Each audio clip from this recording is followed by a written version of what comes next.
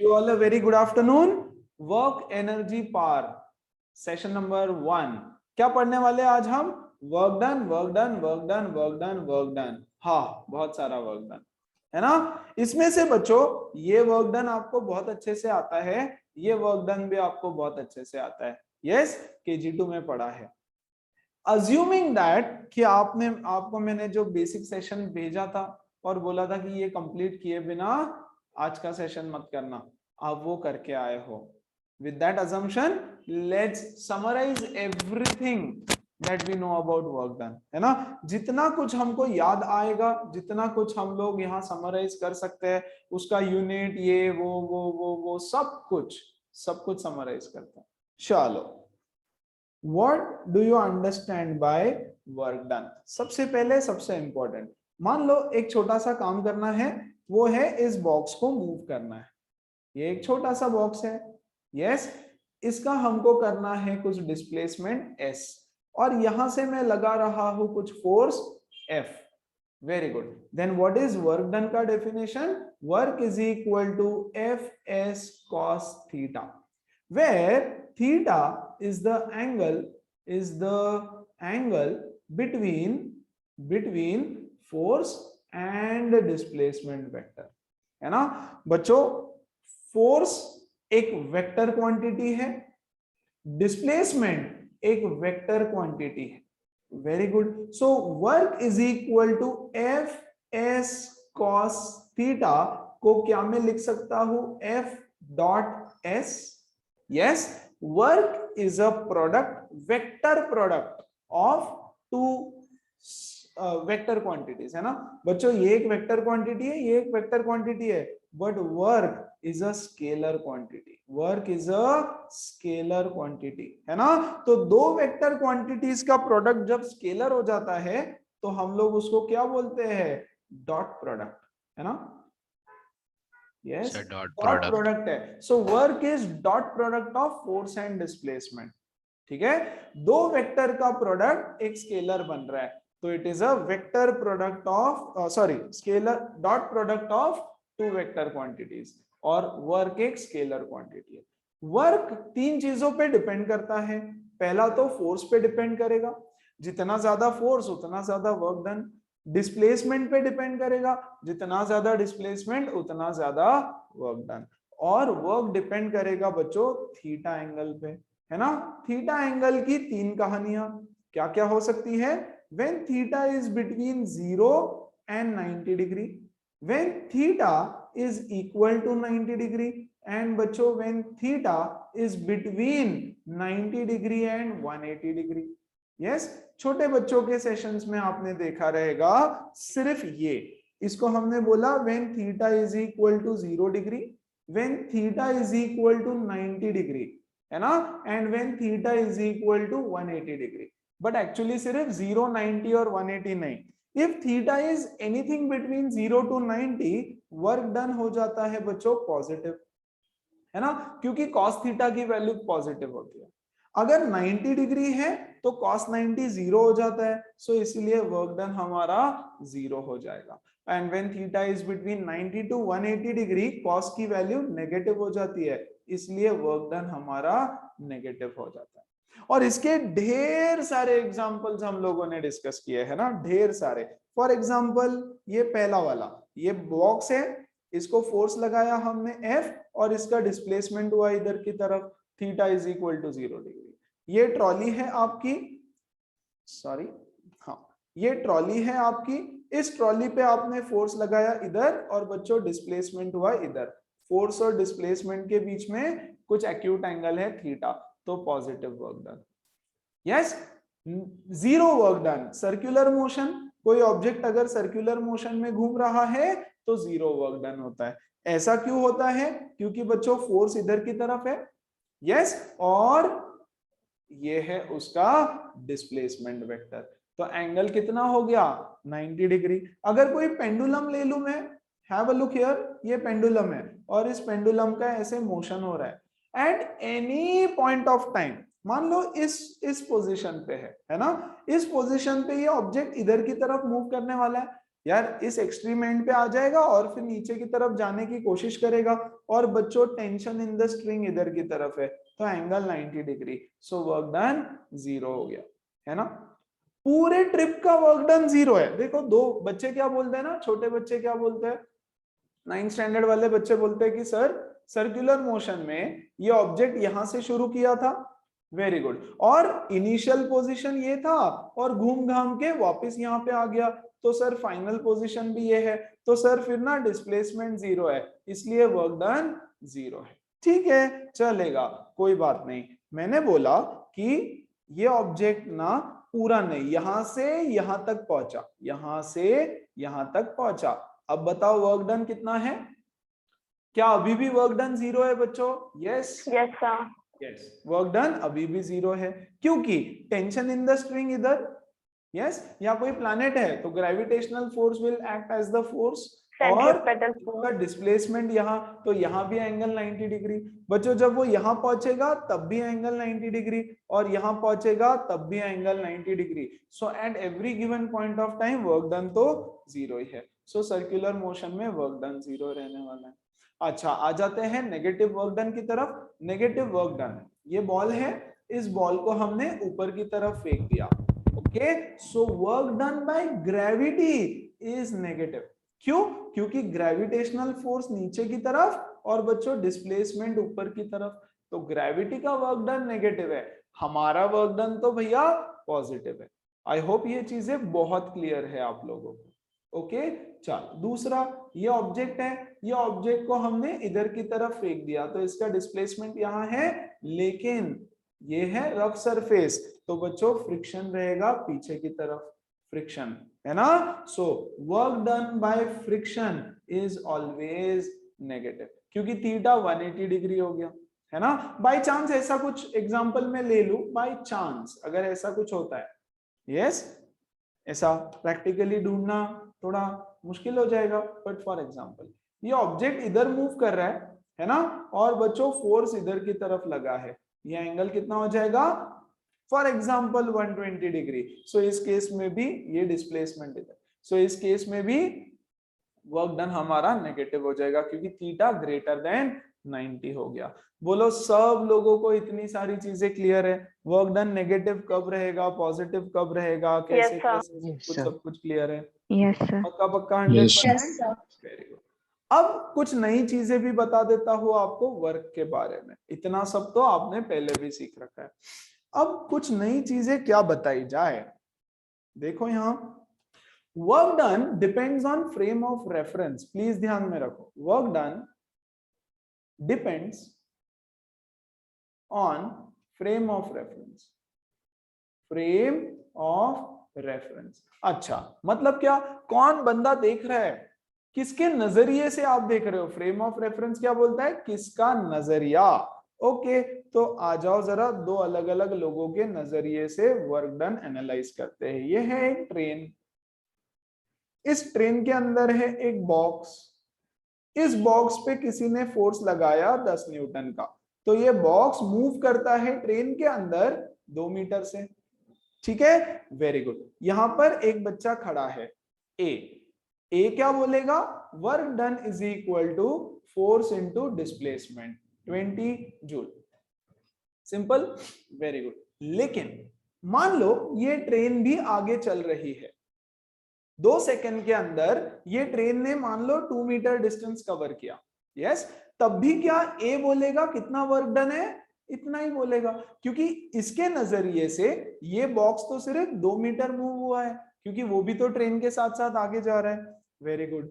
अब आया ये हीरो, ये बी इस बॉक्स को देख रहा है, बी क्या बोलेगा, work done is equal to 10 का फोर्स और डिस्प्लेसमेंट कितना हो गया बॉक्स का, 4 मीटर, है ना। अरे 2 मीटर ट्रेन के अंदर और ट्रेन भी तो खुद आगे गई है, तो डिस्प्लेसमेंट हो गया 4, तो ये बोलेगा 40 जूल। जादू, ऐसे कैसे, ऐसे नहीं होना चाहिए, करेक्ट, लेकिन that's okay, it depends on the frame of reference, कौन देख रहा है, कहां से देख रहा है, किसके नजरिए से देखा जा रहा है, उस पर डिपेंड करता है वर्क डन। यस, क्या सबको समझ में आया, everybody clear with work done depends on frame of reference. किसी Yes, को sir. इसमें कोई डाउट है? छोटा मोटा कुछ भी नहीं?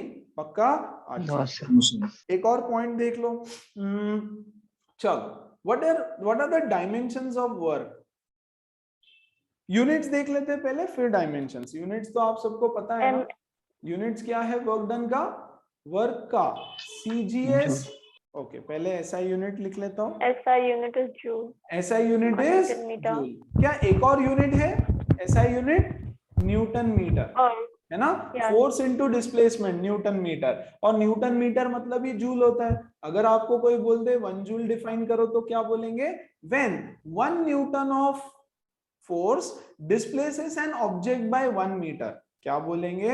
when 1 Newton force displaces an object by 1 meter, then we say that yes, what do we say? 1 joule of work is done. 1 joule of work is done. ऐसे हम बोलते हैं, सिंपल। ओके, सीजीएस यूनिट क्या है बच्चों? CGS unit है yes dine, है ना? अरे डाइन तो फोर्स का सीजीएस यूनिट है ना भाई, न्यूटन का डाइन। न्यूटन का छोटा भाई डाइन होता है। यस, जूल का छोटा भाई अर्ग होता है। Dyne Correct? And what centimeter. is 1 erg equal to? 1 erg equal to 1 dyne into 1 centimeter. When 1 dyne of force displaces an object by 1 centimeter. Okay, what is the relationship between joule and erg? 1 joule is equal 10 to raised to 7 10 raised to 7 erg. ये सब पता होना चाहिए। अच्छा चलो, और क्या पता है हमको वर्क के बारे में, या और क्या पता कर सकते हैं हम? Dimensions of work. ml raised to 2 t raised to -2. Okay, वो बोल रही है सर फोर्स इनटू डिस्प्लेसमेंट होता है। What are the dimensions of force? Yes, mlt minus mlt minus 2 और डिस्प्लेसमेंट का l, है ना? L. तो ये क्या हो जाएगा? m l2 t minus 2। ये हो गया वर्क का डायमेंशंस। और क्या चाहिए भैया हमको वर्क के बारे में? That's it. लेकिन ये सारी कहानी, यस, जितना हमने अभी तक पढ़ा, ये एप्लीकेबल है सिर्फ और सिर्फ कांस्टेंट फोर्स के लिए, है ना? व्हेन फोर्स इज कांस्टेंट, मतलब ये 10 न्यूटन का फोर्स लगाया, हमेशा फोर्स 10 न्यूटन का ही है, फोर्स चेंज नहीं होता है। ओके, ये हमने जो सब सारी चीजें बताई, ये सब एप्लीकेबल है कांस्टेंट फोर्स के लिए। तो हमने बचपन में जो सारी कहानियां पढ़ी थी वो कांस्टेंट फोर्स के लिए एप्लीकेबल थी। और भी एक इंटरेस्टिंग सी चीज हम पढ़ेंगे आज, conservative and non conservative forces क्या होते हैं, और work done bye conservative non conservative forces बाद में, है ना? अब यार जनरली ऐसे होता नहीं है कि वर्क हमेशा कांस्टेंट रहे। अच्छा चलो, कांस्टेंट वर्क डन पे कुछ न्यूमेरिकल्स हो जाए, ठीक है? कांस्टेंट वर्क डन पे कुछ अच्छे न्यूमेरिकल्स हो जाए। A body is displaced from A to 4 - 6 to B this under a constant force of this, find the work done। यार बच्चों वाला वर्क डन तो कर लिया, अब वेक्टर वाला भी वर्क डन कर लो यार। What is work done equal to? Work is equal to F dot S। F dot S, very good. F क्या है? F है 2i plus 3j minus k dot displacement, है ना बच्चों? सीन क्या है ना, बेसिक से सिखा रहा हूं। सीन ये है कि 2 4 - 6 पे कोई पार्टिकल बैठा है।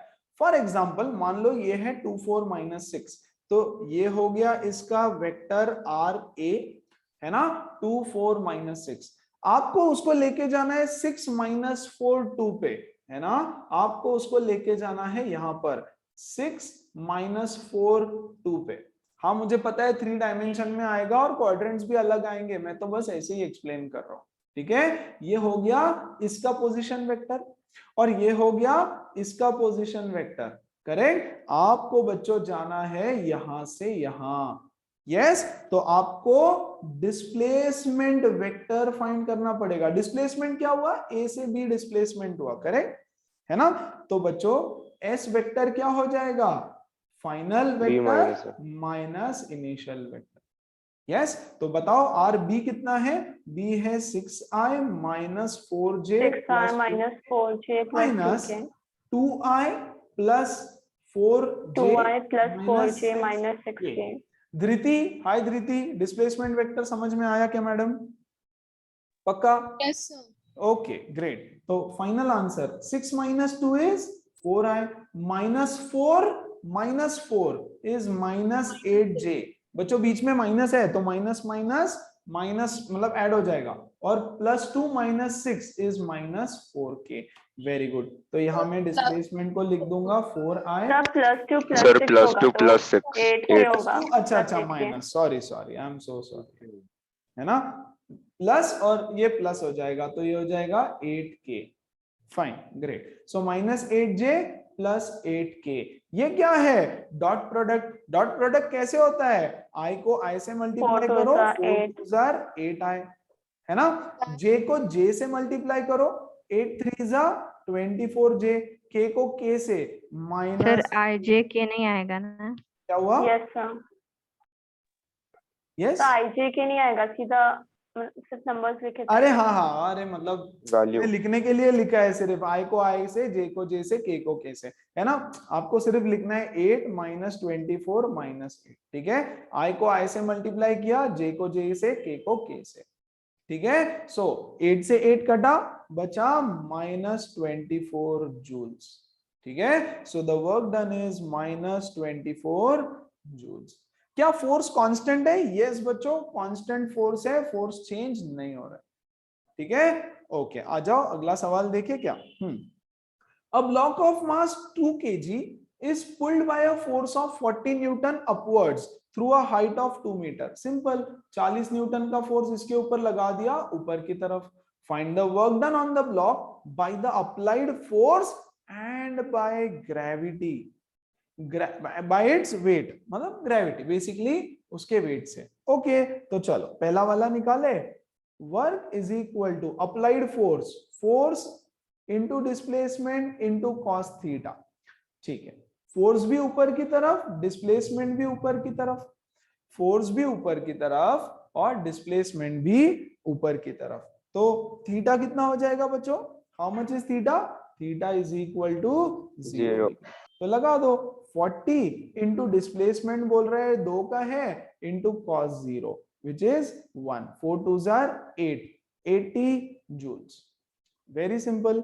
सेकेंड बोल रहे हैं work done by its weight, weight से कितना वर्क डन हो रहा है। तो ये ब्लॉक है, ओके, इसका वेट नीचे एक्ट कर रहा है mg, कितना है mg? 2 into 10, yes 20 Newton. लेकिन अच्छा डिस्प्लेसमेंट तो ऊपर ही हो रहा है 2 मीटर का, डिस्प्लेसमेंट तो ऊपर ही हो रहा है 2 का। तो ये कितना हो जाएगा? Work done is equal to force कितना है 20 into displacement is 2 into cos theta is -1, है ना। क्या सबको समझ में आया? Yes sir. किसी को कोई डाउट है क्या? किसी को कोई डाउट है इसमें? तो ये हो जाएगा -40 joules, that is the work done by its weight. ऐसा क्यों हुआ? क्योंकि मेरा थीटा एंगल यहाँ पर है 180 डिग्री। एकदम बच्चों वाला सवाल, दोनों क्वेश्चन सॉल्व। ओके तो फिर ये क्वेश्चन देखते हैं, है ना, थोड़ा सा अलग, अभी कुछ हल्का फुल्का अलग, है ना। चलो आ जाओ, क्या बोल रहा है देखो। 2 unequal masses 1 kg 2 kg are attached at the two ends of a light inextensible string passing over a smooth pulley। ऐसे तो हमने हजारों क्वेश्चंस कर लिए सर, चलो ठीक है। ओके ये पुली डायग्राम दिख रहा है ना। Okay if the system is released from rest, rest से उसको छोड़ दो, तो find the work done by the string on both the blocks 1 and 2 1 in 1 second। 1 second में स्ट्रिंग कितना काम करेगी उसके ऊपर, how much work will the string do on both the blocks. मैं चाहूंगा कि बिफोर आई टीच दिस आप लोग ट्राई करें। तो you have done such kind of question so many times, है ना। मैं 2 kg ब्लॉक को उठाता हूं, उसका एफबीडी बनाता हूं, नीचे हो जाएगा बच्चों 20 न्यूटन उसका वेट, और ऊपर हो जाएगा बच्चों टेंशन। यस अज्यूम करेंगे ये एक्सेलरेशन ए से नीचे आ रहा है, ये एक्सेलरेशन ए से ऊपर जा रहा है, ऑब्वियस सी बात है ना। तो ये एक्सेलरेशन इसका इधर की तरफ, तो इसका इक्वेशन बनेगा 20 minus T is equal to 2a। सही बात, वेरी गुड। आ जाओ ले लो दूसरा ब्लॉक हमारा 1 kg वाला, ये 2 kg वाला, ये 1 kg वाला। इसमें ऊपर की तरफ टेंशन, नीचे की तरफ 10 न्यूटन का उसका वेट एक्ट करेगा, और ये a एक्सेलरेशन से ऊपर जा रहा है, मतलब इसका टेंशन बढ़ा। Tension minus 10 is equal to a। चलो इन दोनों इक्वेशंस को सॉल्व करेंगे तो इससे ये कटेगा। What is 20 minus 10 is 10। 10 is equal to 2a plus a, है ना, 3a। Very good. Acceleration is equal to 10/3 metre per second square. इस एक्सेलरेशन की वैल्यू कहीं पर भी सब्स्टिट्यूट कर दो, मैं इसमें डाल देता हूं। तो ये t minus 10 is equal to 10/3, t is equal to 10/3 plus 10, t is equal to 40/3, है ना, 10 प्लस 30 न्यूटन। परफेक्ट। हमको क्या चाहिए, वर्क डन। तो बच्चों work is equal to work done by string. तो स्ट्रिंग मतलब स्ट्रिंग का फोर्स मतलब tension, tension into displacement. Yes, इस ब्लॉक को ले लो, ठीक है, टेंशन इनटू डिस्प्लेसमेंट, किसी भी एक ब्लॉक को ले लो, करेक्ट। और थीटा तो 0 रहेगा या 180 रहेगा, तो वो टेंशन मत लो फिलहाल। यस, अगर दोनों सेम डायरेक्शन में तो 0, अपोजिट डायरेक्शन में तो 180 रहेगा, है ना। तो यहाँ पर मुझे तो ऑपोजिट डायरेक्शन में दिखाई दे रहा है, करेक्ट। सो यहाँ पर आ जाएगा cos 180। बच्चों देखो ना, 2 kg का ब्लॉक लेता हूं मैं, तो इसके ऊपर फोर्स एक्ट कर रहा है, ऊपर की तरफ टेंशन, वेराज उसका डिस्प्लेसमेंट हो रहा है नीचे, है ना। टेंशन की वैल्यू तो मिल गई 40/3, cos 180 की वैल्यू भी मिल गई -1, बचा डिस्प्लेसमेंट। क्या करे, क्या करे, इस ब्लॉक का लीनियर मोशन कंसीडर करो। s is equal to ut plus half at square. Very good. Initially it was at rest, तो initial velocity 0 plus half into acceleration 10/3, और टाइम उन्होंने दे रखा है 1 सेकेंड में, है ना, 1 सेकेंड में तो 1, तो ये कितना हो जाएगा 10/6। सही बात, क्या 10/6 आ रहा है, सही है ना, at स्क्वायर। परफेक्ट। तो ये हो जाएगा 40/3 इंटू 10/6, करेक्ट।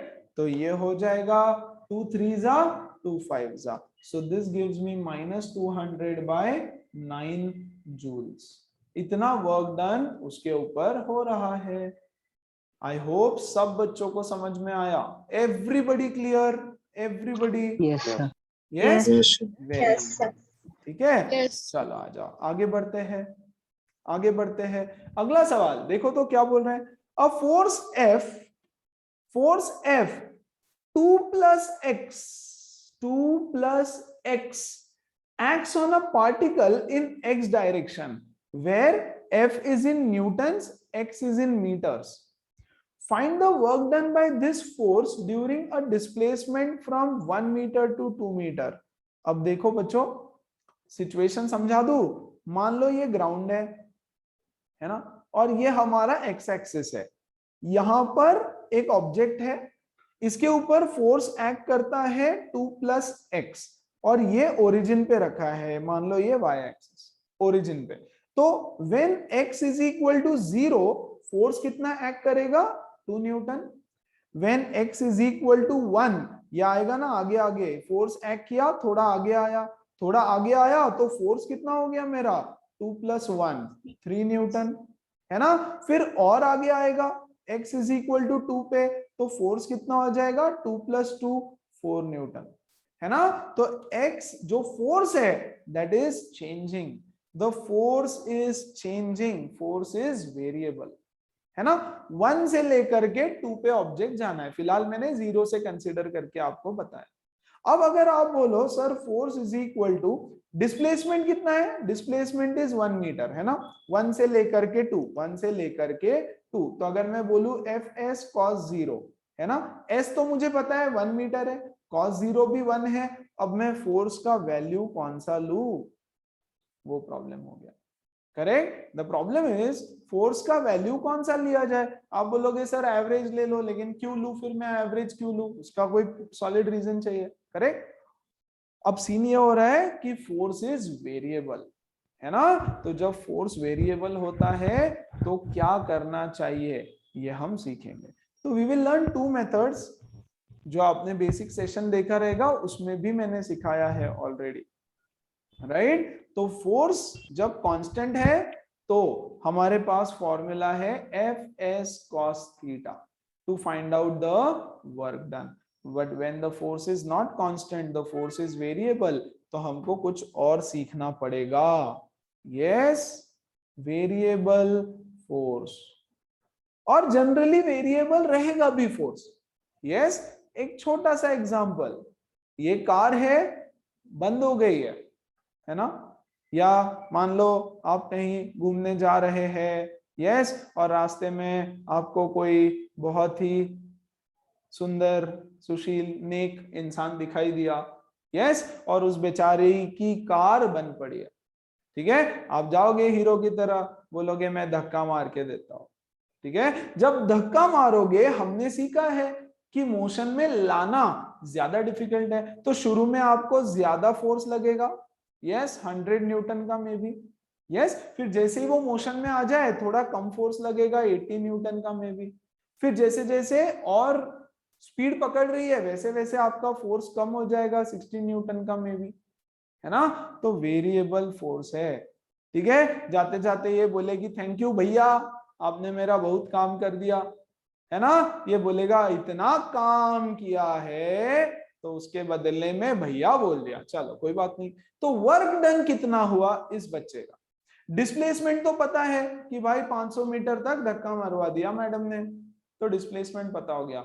अब फोर्स की कौन सी वैल्यू ली जाए, ठीक है, वो प्रॉब्लम है। सो फोर्स यहां पर वेरिएबल हो गया, ठीक है। तो जब फोर्स वेरिएबल है, हमारे पास पहला मेथड और बहुत सिंपल मेथड है ग्राफिकल, ठीक है, जो आपने मोशन में भी सीख रखा है, बहुत सिंपल है यार, ठीक है। ये है आपका फोर्स, ये है आपका डिस्प्लेसमेंट, ठीक है। इनिशियली हो सकता है कभी कभी शुरू में कम फोर्स लगे, बाद में फोर्स बढ़ता जाए बढ़ता जाए बढ़ता जाए, तो कोई भी, चलो 2-3 एग्जांपल्स ले लेते हैं, है ना।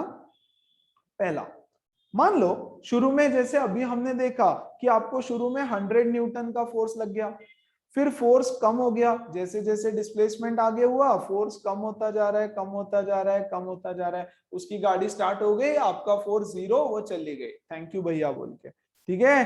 तो ये ग्राफ बन गया। नाउ आपको बोला कि वर्क डन बताओ, तो वर्क डन हो जाएगा एरिया अंडर एफएस ग्राफ।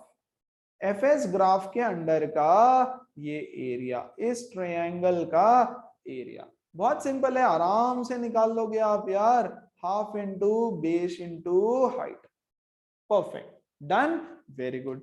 हो सकता है कि शुरू शुरू में आपको कम फोर्स लगे, 0 फोर्स, धीरे धीरे फोर्स बढ़ता जाए बढ़ता जाए बढ़ता जाए बढ़ता जाए, और फोर्स बढ़ता गया, ठीक है, और डिस्प्लेसमेंट भी बढ़ता गया। आपको किसी ने बोला डिस्प्लेसमेंट 1 मीटर से लेकर के डिस्प्लेसमेंट 3 मीटर तक का वर्क डन बताओ, तो हम क्या करेंगे, इसको ज्वाइन करेंगे, इसको ज्वाइन करेंगे, और एरिया ऑफ दिस ट्रेपेजियम निकाल करके बोल देंगे कि work done is equal to area under FS graph, है ना, which is half into sum of parallel sides into height in this case, क्योंकि यहां पे ट्रेपेजियम बना, बहुत सिंपल। लेकिन हमेशा कोई फिगर थोड़ी ना बनेगा, यस। अब यहां से शुरू होगी हमारी कहानी, ठीक है। मान लो कभी फोर्स बढ़ रहा है बढ़ रहा है बढ़ रहा है, कभी कम हो रहा है, कभी बढ़ रहा है, फिर से फिर कांस्टेंट हो गया, ऐसा कुछ ग्राफ बन गया। अब इसका एरिया कैसे निकालेगा, अब इसका एरिया कैसे निकालेंगे, नहीं निकाल सकते। एरिया निकालने का हमारे पास एक बहुत ही बेहतरीन तरीका है, जिसको हम इंटीग्रेशन बोलते हैं, इंटीग्रेशन। तो हम करेंगे इसका इंटीग्रेशन। तो इंटीग्रेशन करने के लिए आपको फार्मूला समझना बहुत जरूरी है इंटीग्रेशन का। तो आपके इंटीग्रेशन का फार्मूला क्या होगा, आपको क्या करना पड़ेगा, आप बोलोगे एक छोटे से डिस्प्लेसमेंट के लिए, ठीक है, जैसे कि मान लो, प्लीज ध्यान देना अच्छे से, ओके, इंटीग्रेशन का कॉन्सेप्ट भी रिवाइज हो जाएगा, ठीक है, ठीक है।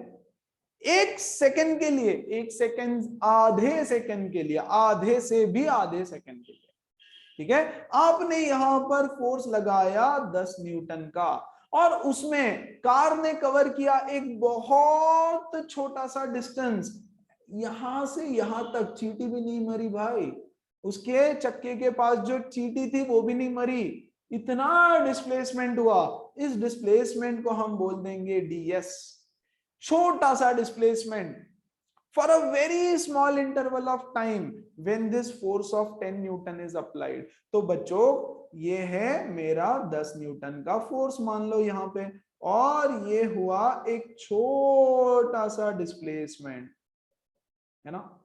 यस, फोर्स कितना है, फोर्स है F1 बोल देता हूं इसको, F1, और डिस्प्लेसमेंट हुआ ds, छोटा सा, है ना। ऐसे ही इसके जस्ट अगले पल में, अगले मोमेंट में आपने लगाया F2 फोर्स, ठीक है। मैं थोड़ा दूर बनाता हूं, चिपक चिपक के ट्रायंगल्स बनेंगे।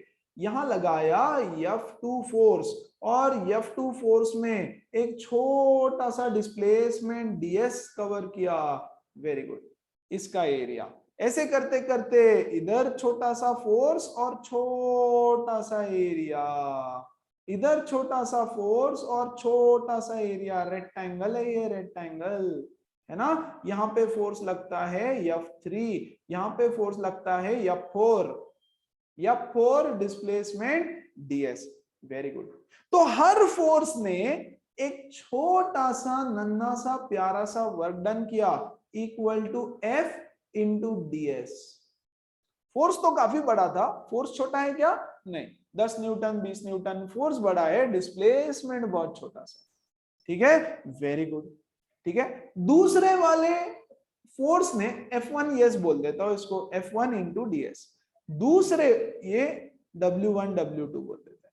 दूसरे वाले फोर्स ने इतना वर्क डन किया, तीसरे वाले फोर्स ने इतना वर्क डन किया, ठीक है बच्चों। सो टोटल वर्क डन कितना हो जाएगा, total work done is dw1 plus dw2 plus dw3 plus dot dot dot dot dot dot dot, very good. इसी को मैं लिख दूंगा इंटीग्रेशन ऑफ dw। वर्क क्या हो गया, सबको इंटीग्रेट कर दिया, सबको एक साथ ले लिया, सबका समेशन कर दिया, बट इंटीग्रेशन के तरीके से, है ना। तो dw क्या है, dw है f dot ds, f dot ds from x1 से लेकर के x2 तक। डिस्प्लेसमेंट कहां से कहां तक, ds, यहां से लेकर के जहां तक भी आपको जाना है वहां तक। मान लो ये है x1, मान लो ये है x2, और ये होगा हमारा तरीका वर्क डन कैलकुलेट करने का यहां से आगे, जो हम बार बार यूज करेंगे। तो इसके लिए आपको बेसिक इंटीग्रेशन आना बहुत जरूरी है, राइट। f डॉट ds आज के बाद, यस, यही डेफिनेशन होगा वर्क डन का। What is work is equal to, work is equal to integration of f dot ds।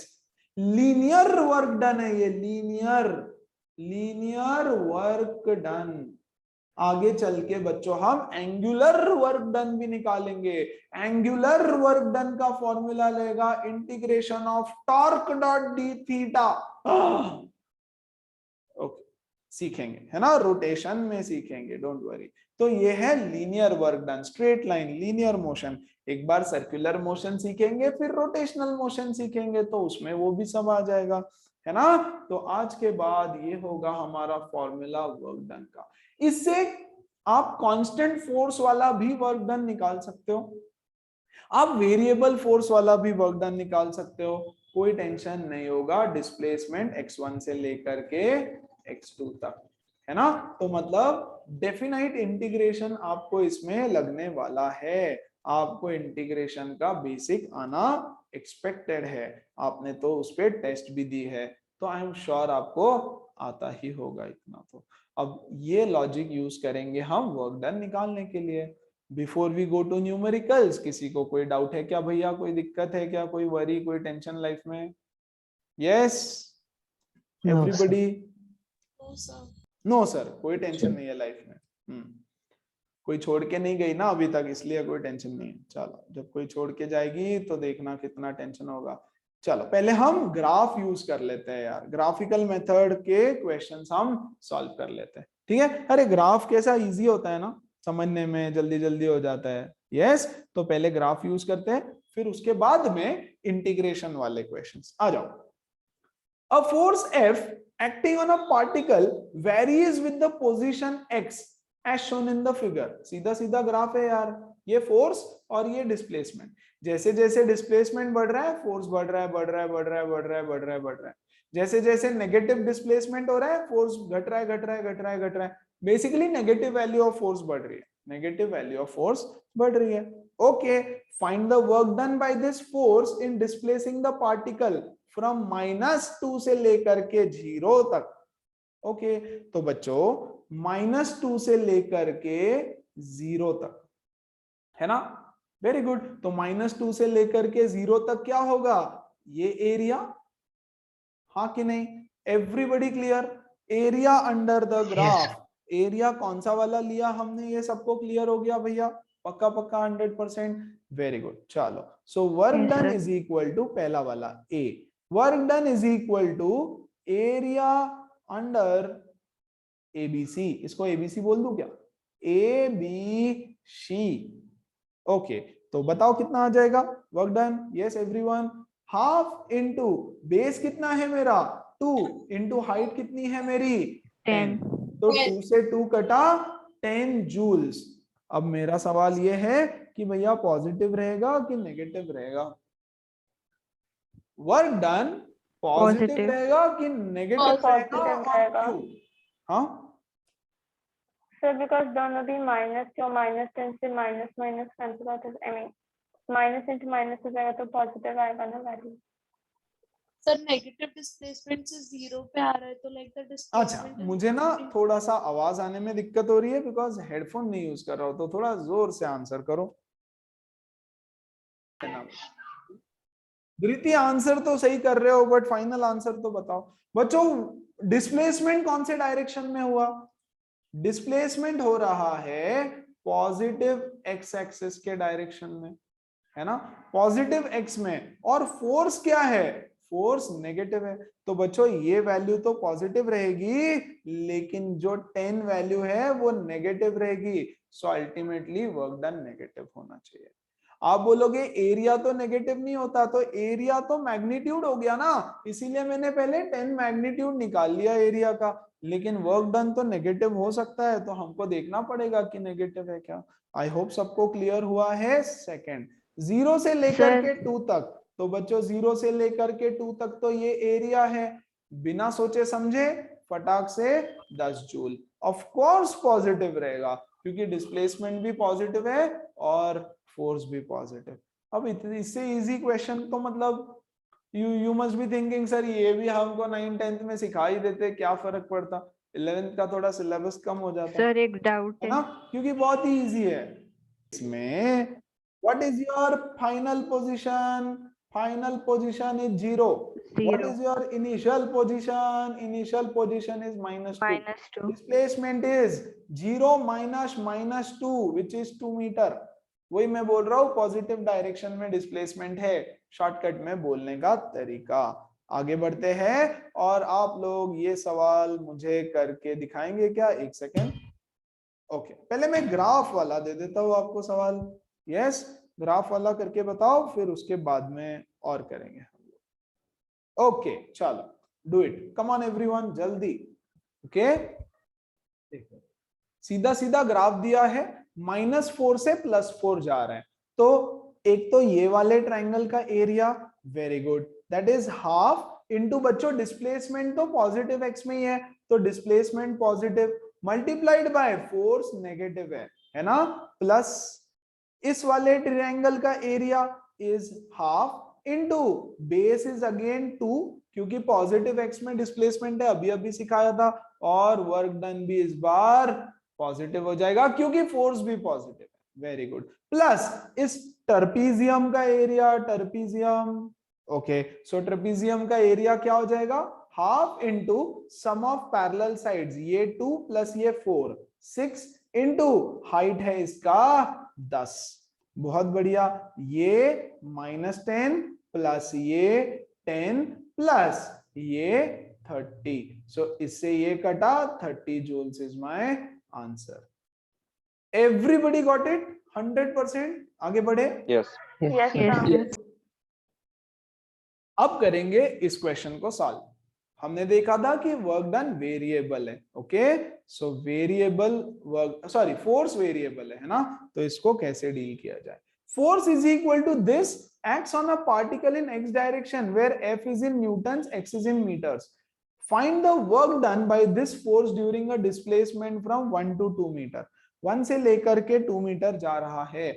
जैसे ही हमको समझ में आया कि भैया वेरिएबल फोर्स है, तो हम यूज करेंगे formula work is equal to F dot ds का इंटीग्रेशन। ठीक है, very good. Force, integration of force क्या है, 2 प्लस एक्स है ना, 2 प्लस एक्स है ना, तो बच्चों में ds के बदले dx लिखता हूं। अरे क्या फर्क पड़ता है, displacement is in positive x direction, right, तो dx ds dx दोनों सेम, ओके, सो 2 प्लस x dx। कौन चेंज कर रहा है, वेरी कौन कर रहा है, वेरी x हो रहा है। x इज वेरिएबल, कहां से कहां तक, x इज इक्वल टू 1 से लेकर x इज इक्वल टू 2 तक। बहुत बढ़िया, तो यहां से मुझे क्या मिल जाएगा, यहां से मुझे मिलेगा बच्चों 2dx plus integration of x dx, कहां से कहां तक, 1 से लेकर के 2 तक, 1 से लेकर के 2 तक, ओके। ये 2, अच्छा मुझे बताओ व्हाट इज इसका इंटीग्रेशन क्या होगा, what is integration of 2dx, अरे अरे अरे अरे अरे 2x। कोई नहीं मदद कर सकता आपकी इसमें, ठीक है, 2 बाहर आ जाएगा, integration of dx is x plus x dx का इंटीग्रेशन बताओ जल्दी x से। square by 2। Very good, x square by 2, 1 से लेकर के 2 तक। आप चाहते तो इसको एक साथ पूरा इंटीग्रेट कर सकते थे, मैंने ऐसे ही अलग अलग कर दिया। अब upper limit minus lower limit डाल दो, पहले x के बदले में डालूंगा value 2, so 2 into 2 minus 2 into 1, very good, बीच में प्लस, यहाँ पे आ जाएगा 2 का स्क्वायर अपॉन 2 माइनस 1 का स्क्वायर अपॉन 2, ठीक है, जो भी आंसर आएगा 2 2 सा 4 माइनस 2 इज 2, यस, प्लस ये हो जाएगा, एक 2 से 2 कटा, 2 माइनस हाफ इज 1.5, ठीक है ना, 2 minus half is 1.5, 3.5 joules should be your final answer. Work done. Everybody clear? Simple था एकदम एकदम एकदम लड्डू सवाल। Yes, sir. आगे Yes. बढ़ते हैं। अच्छा, Yes, sir. Yes? चलो आ जाओ, अगला सवाल क्या बोलता है, देखो जरा। Force is equal to minus of k by x square acts on a particle in x direction. देखो फोर्स x पे डिपेंड कर रहा है ना।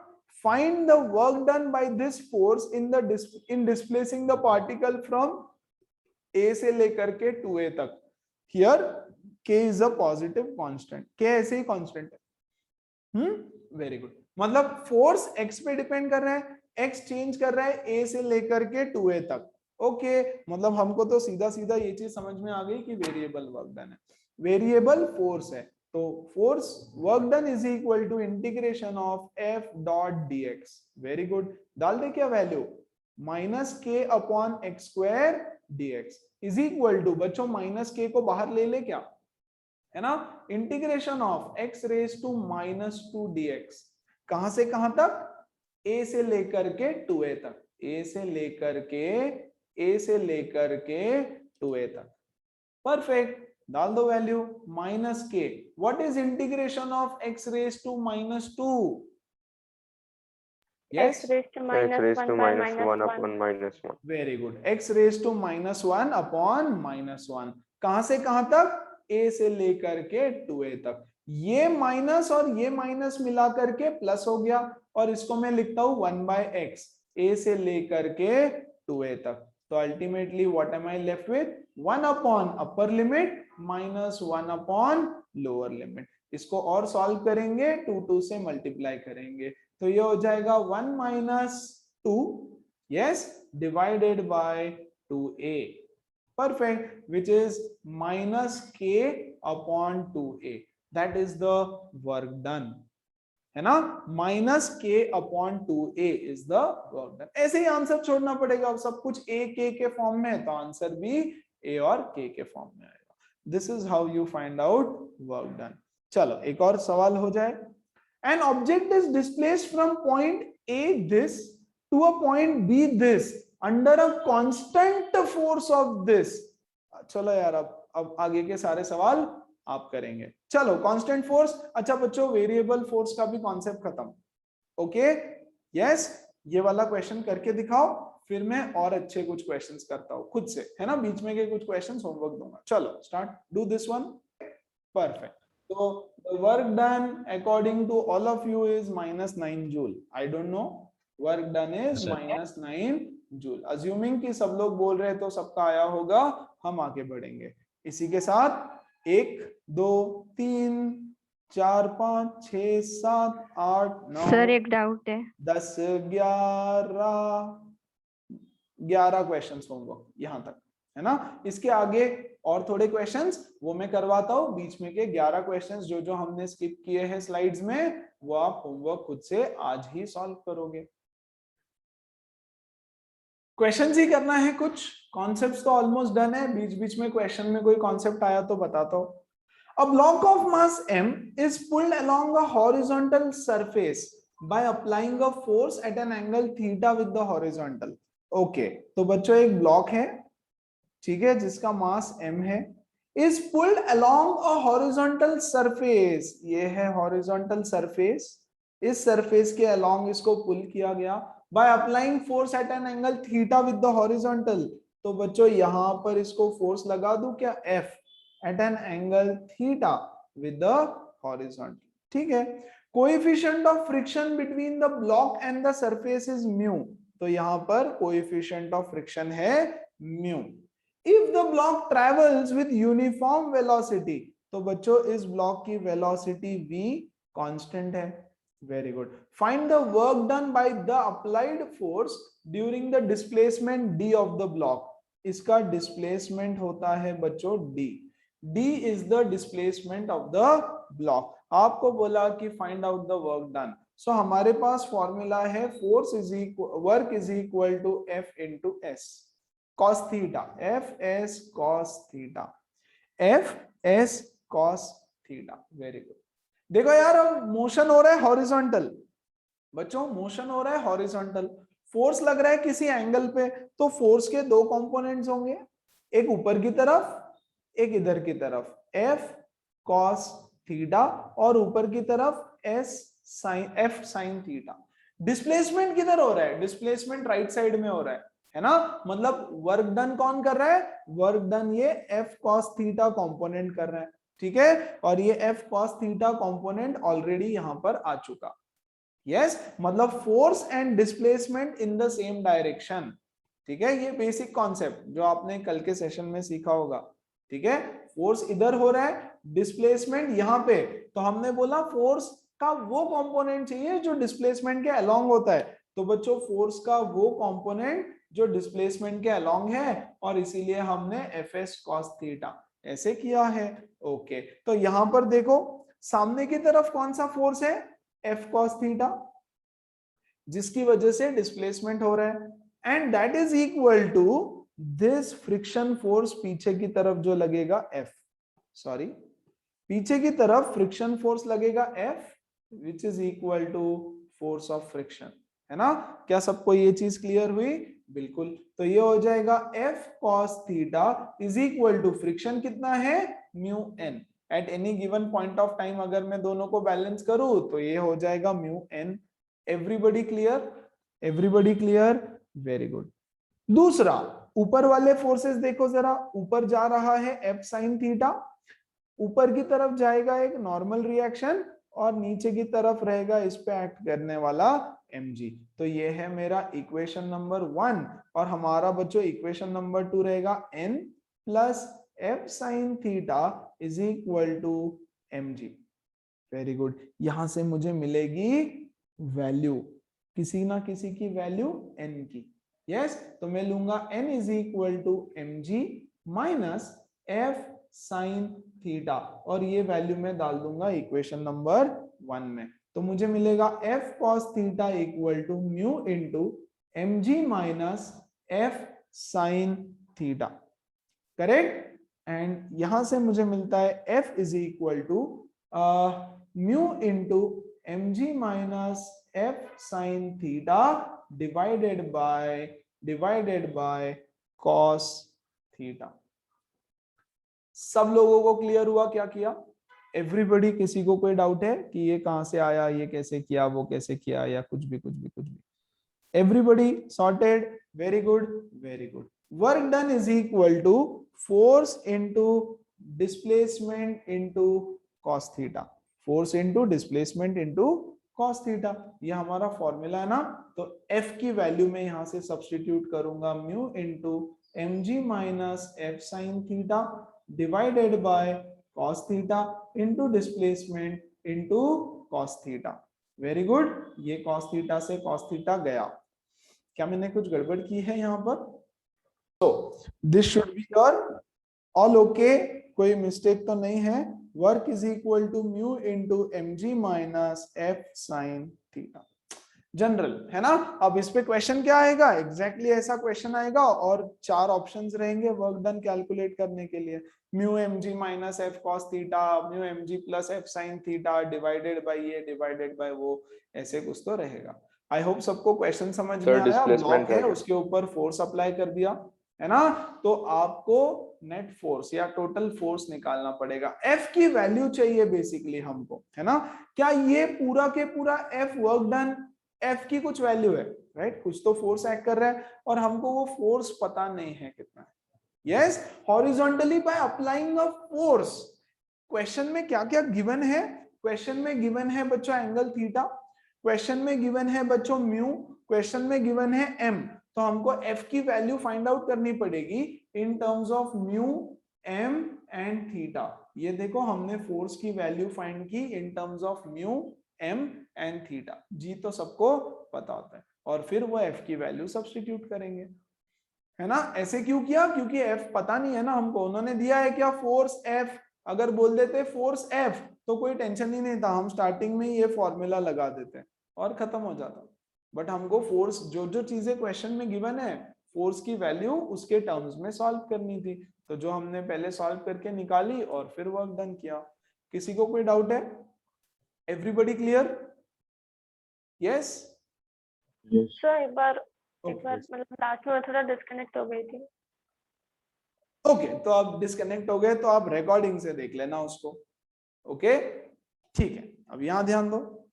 A particle is moving in xy plane, okay, undergoes a displacement s is equal to this, while a constant force of this acts on the particle. Displacement दे दिया, s दे दिया, yes, और force भी दे दिया. Calculate the magnitude of the displacement and the force. Okay, तो बच्चों magnitude of displacement क्या होगा? Square root of 2 का square plus 3 का square, which is under root 4 plus 9, that is under root कितना हो जाएगा?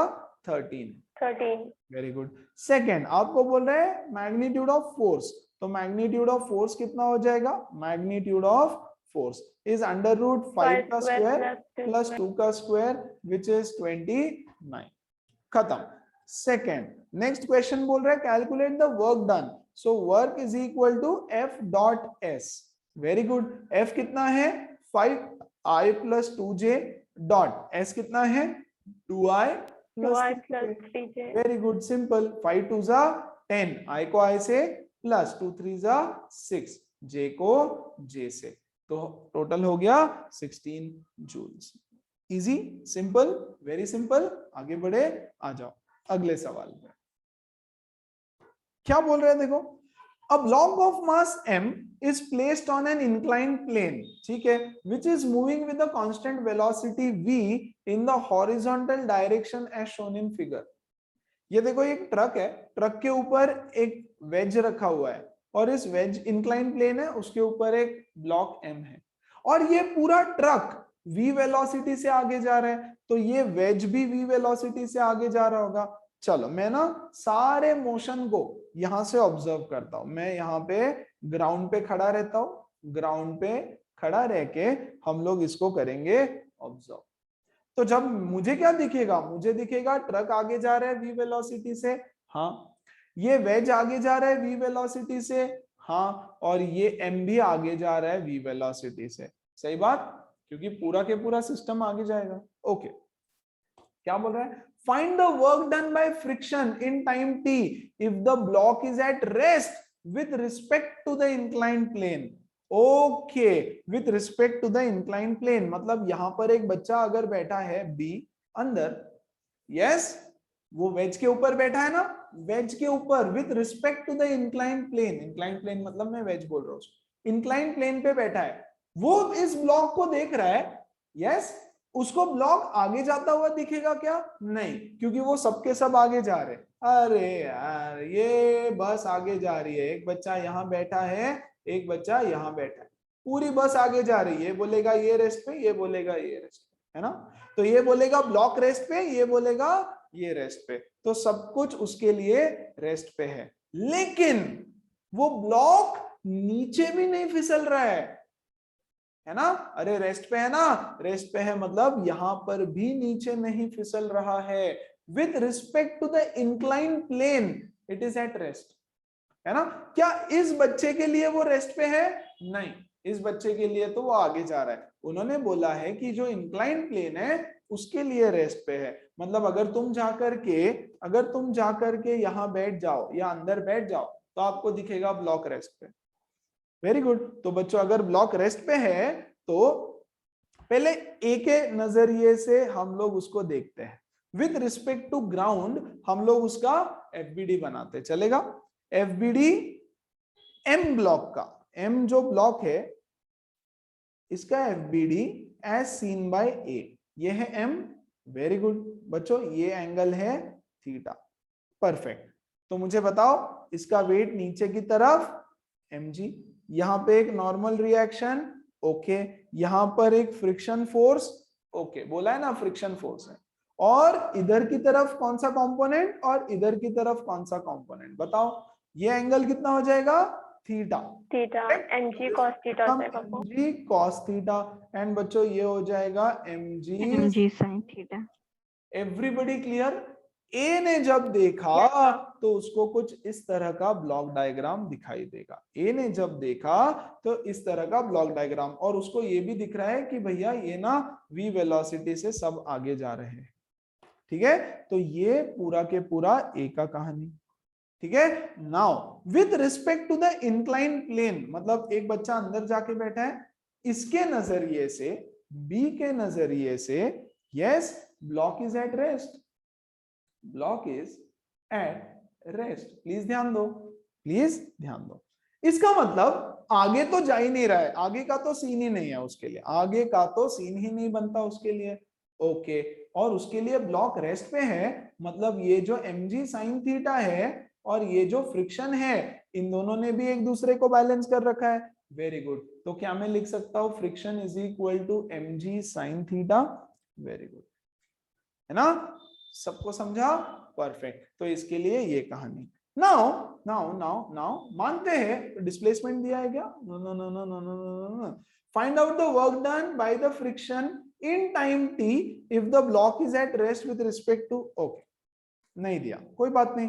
हम लोग मान लेते हैं कि a के नजरिए से ये ब्लॉक आगे की तरफ जा रहा है, आगे की तरफ जा रहा है, और उसका डिस्प्लेसमेंट बच्चों हो जाता है d। डिस्प्लेसमेंट कितना हो गया उसका? d in time t, in time t, t time में उसका डिस्प्लेसमेंट हो गया बच्चों d। Very good, yes, perfect. तो अब मुझे बताओ what is the work done by friction as seen by A? A देख रहा है उसको, ए देख रहा है उसको, वेरी गुड। तो एक जब देखेगा तो एक क्या बोलेगा?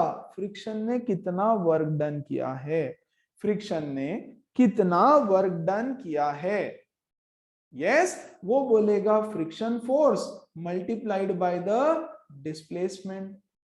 यस, फ्रिक्शन फोर्स, अगले पेज पे ले लू क्या? Friction force multiplied by the displacement. लेकिन डिस्प्लेसमेंट किधर है? अरे यार, डिस्प्लेसमेंट है इधर की तरफ, और बच्चों फ्रिक्शन है मेरा कुछ इधर की तरफ, है ना। तो मुझे फ्रिक्शन को रिजॉल्व करना पड़ेगा और डिस्प्लेसमेंट के डायरेक्शन में लेना पड़ेगा, है ना। अरे फ्रिक्शन का कंपोनेंट डिस्प्लेसमेंट के डायरेक्शन में, तो मैं इधर एक कंपोनेंट ले लूंगा और इधर एक कंपोनेंट ले लूंगा फ्रिक्शन का। अच्छा चलो ठीक है। तो बच्चों इधर जो कंपोनेंट आएगा फ्रिक्शन का, ये एंगल थीटा है, तो इधर का कंपोनेंट हो जाएगा F cos theta, F cos theta, और ऊपर हो जाएगा F sin theta. So what is the work done by friction as seen by A? As seen by A. A देखेगा तो उसको क्या दिखेगा, उसको दिखेगा F cos theta into D. That is F D cos theta. वो component friction का जो डिस्प्लेसमेंट के अलोंग है। अब थीटा तो 180 डिग्री है, here theta is equal to 180 degree, तो ये हो जाएगा minus f into d, where f is friction and d is the displacement, है ना। बट एफ किसके इक्वल है, अरे एफ किसके इक्वल है, अभी अभी तो हमने देखा कि एफ इक्वल है एम जी साइन थीटा, एफ इक्वल है एम जी साइन थीटा के इंटू डिस्प्लेसमेंट, एम जी साइन थीटा के और डिस्प्लेसमेंट, है ना। अच्छा ये 180, ये अल्फा लिख देता हूं इसको, नहीं तो आप बोलोगे थीटा 180, थीटा नहीं है ना, इन this case alpha, fine. Alpha नहीं, बेसिकली ये वाला एंगल अल्फा है सिर्फ, ठीक है ना, ये वाला एंगल अल्फा है, ठीक है। इसको भी ये cos थीटा ठीक है, ये cos थीटा ठीक है, लेकिन इन दोनों के बीच का एंगल अल्फा मान रहा हूं मैं, ठीक है, वेरी गुड। तो फाइनली क्या मिला मुझे, minus M G sine theta into D, very good. D दे रखा है क्या आपको, डी दिया है क्वेश्चन में, नहीं दिया, डी क्वेश्चन में दिया है क्या, नहीं, बट मुझे पता है speed is equal to distance upon time, distance is equal to speed into time, और v वेलोसिटी दे रखा है बच्चों, v दिया है, तो हम d को कन्वर्ट करके लिखेंगे minus M G sine theta into v t, ये जो d है d के बदले मैंने vt लिख दिया। यस क्या सब लोगों को कंफर्टेबल है अगर मैं ऐसे vt लिख दूं तो, everybody yes sir. so this is the work done by friction as seen by A, ठीक है ना, this is the work done by friction as seen by A. What is the work done by friction as seen by B? Yes बच्चों, what is the work 0 done as seen by B? And it is 0, क्योंकि उसके हिसाब से तो block move ही नहीं कर रहा है, मतलब फ्रिक्शन भी उसको मूव नहीं कर रहा है, और अगर फ्रिक्शन भी उसको मूव नहीं कर रहा है तो वर्क डन तो मेरा 0 हो गया। क्या सब लोगों को समझ में आया क्या सीन चल रहा है, पक्का, एवरीबडी, यस सर, एवरीबडी, है ना। अब देखो, अब प्रॉब्लम क्या है, एक गलती ऐसी हो गई, वही यहाँ पे गड़बड़ हुई, यहाँ पे सारी गड़बड़ हुई है। क्यों एक एक्स्ट्रा एंगल लूंगा मैं अल्फा एंगल नहीं लूंगा, है ना, हमको तो थीटा के बीच में डील करना है भैया, राइट। तो मुझे बताओ, ये है मेरा डिस्प्लेसमेंट और ये है मेरा फ्रिक्शन, है ना। अरे डिस्प्लेसमेंट और फ्रिक्शन के बीच का एंगल मुझे लेना पड़ेगा, डिस्प्लेसमेंट और फ्रिक्शन के बीच का एंगल मुझे लेना पड़ेगा, हाँ कि नहीं, वेरी गुड। तो बच्चों ये एंगल कितना है, ये एंगल है थीटा, और ये एंगल कितना हो जाएगा 180 माइनस थीटा, 180 माइनस थीटा। क्या सब लोगों को ये चीज क्लियर हुई कि इनके बीच का एंगल हो जाएगा 180 minus theta, everybody, yes very good. तो आ जाओ यहाँ पे, मैं यहाँ से थोड़ा सा कुछ इरेज कर रहा हूं और यहाँ पे मैं दोबारा से लिख देता हूं। What is this? Work done by friction is that component of friction which is giving the displacement. तो displacement इधर की तरफ हो रहा है, friction पीछे की तरफ, तो मैंने लिख दिया f cos theta multiplied by d, very good। f की वैल्यू मैंने डाल दी mg sin theta, yes m, चलो इससे भी अच्छा, ऐसे नहीं आएगा, है ना। इस डायग्राम को देखो, yes friction into displacement into cos of the angle between them, cos of 180 minus theta. चलेगा? क्या मैं ऐसे लिख सकता हूं?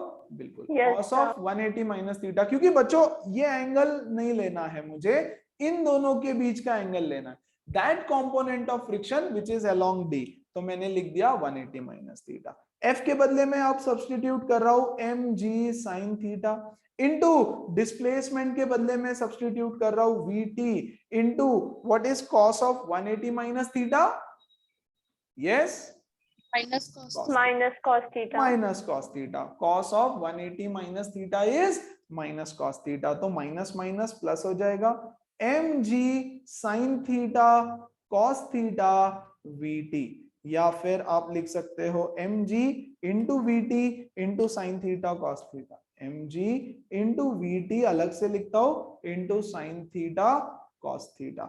ये हो जाएगा आपका वर्क डन। वो अल्फा को हटा दो वहां से, क्योंकि फिर अल्फा पता नहीं ना, राइट? तो अल्फा के टर्म्स में क्यों लिखना है? थीटा पता है, थीटा गिवन है, इसलिए मैं थीटा के टर्म्स में लिखूंगा।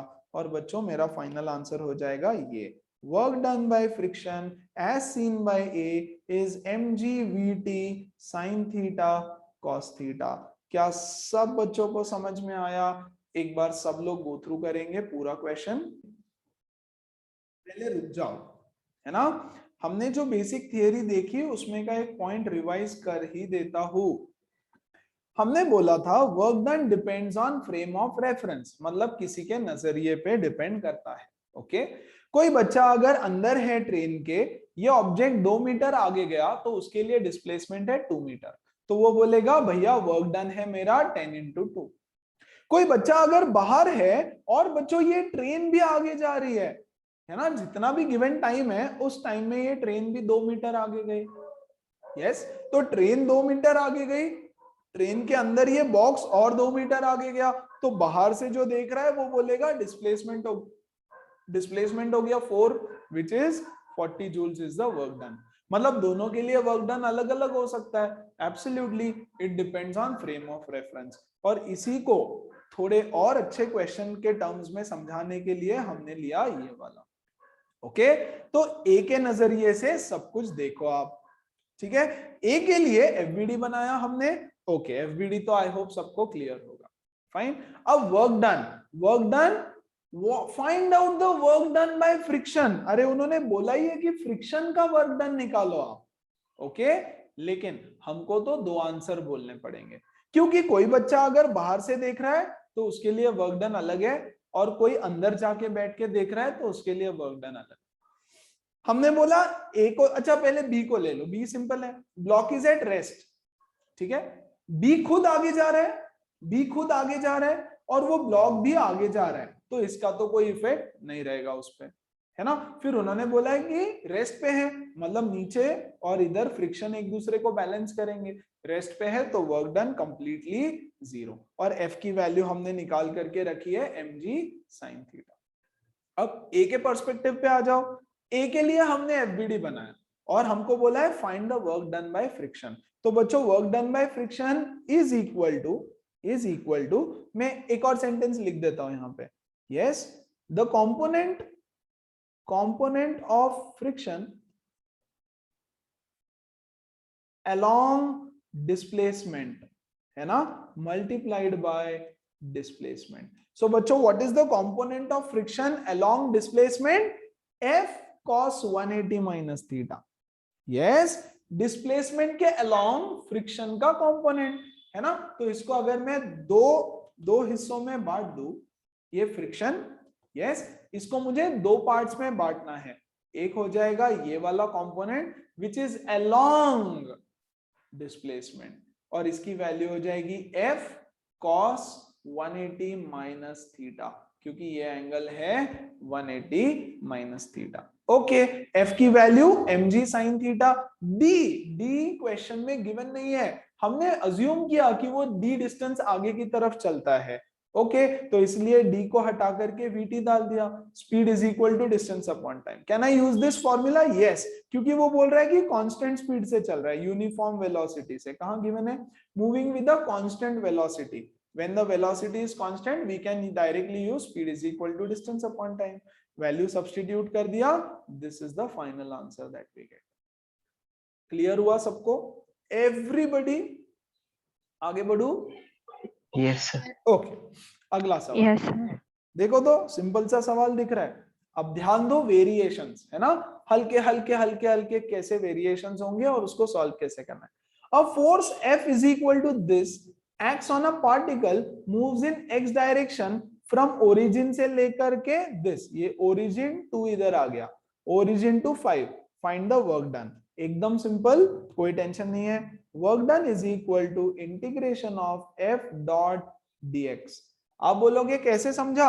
अरे देखो force depends on x and force depends on y. 4x 3y. बच्चों सिर्फ 4i नहीं है, 4x है. मतलब जैसे जैसे x चेंज होगा वैसे वैसे फोर्स चेंज होगा, है ना. y डायरेक्शन का तो कोई असर नहीं है. जैसे जैसे x चेंज होगा वैसे वैसे फोर्स चेंज होता जाएगा. वेरी गुड, इसलिए हमने उसको ऐसे लिखा. ठीक है, क्लियर है. चलो आ जाओ, डाल देते हैं यहाँ पे इंटीग्रेशन ऑफ f. f की वैल्यू, अच्छा चलो इससे पहले कुछ एक नोट लिख के देता हूं. नोट, इससे पहले एक नोट लिख देते हैं. अगर फोर्स ऐसा दे रखा है आपको, जैसे कि force in x direction i cap plus force in y direction j cap plus force in z direction k cap.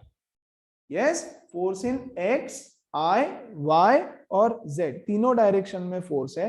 And displacement कुछ ऐसे दे रखा है आपको, dx i cap plus dy j cap plus dz k cap. Then बच्चों work done in going from some point a to b is, please ध्यान दो, integration of fx dx, fx को dx के साथ ले लो, plus integration of fy dy, fy को dy के साथ ले लो, plus integration of fz dz, fz को dz के साथ ले लो और इंडिविजुअली ऐड करेंगे. Very good. लिमिट्स आएगी. अब लिमिट्स क्या आएगी? इसकी आएगी x डायरेक्शन में कौन से पॉइंट से कौन से पॉइंट तक गया, y डायरेक्शन में कौन से पॉइंट से कौन से पॉइंट तक गया, और बच्चों z डायरेक्शन में कौन से पॉइंट से कौन से पॉइंट तक गया. ठीक है. अच्छा, ऐसे नहीं समझा? चलो यहां देखो, फोर्स देखो F is equal to force in x direction plus force in y direction दिया है. ये देखो Fx plus Fy. Very good. और डिस्प्लेसमेंट किधर है? बच्चों डिस्प्लेसमेंट तो सिर्फ x डायरेक्शन में है.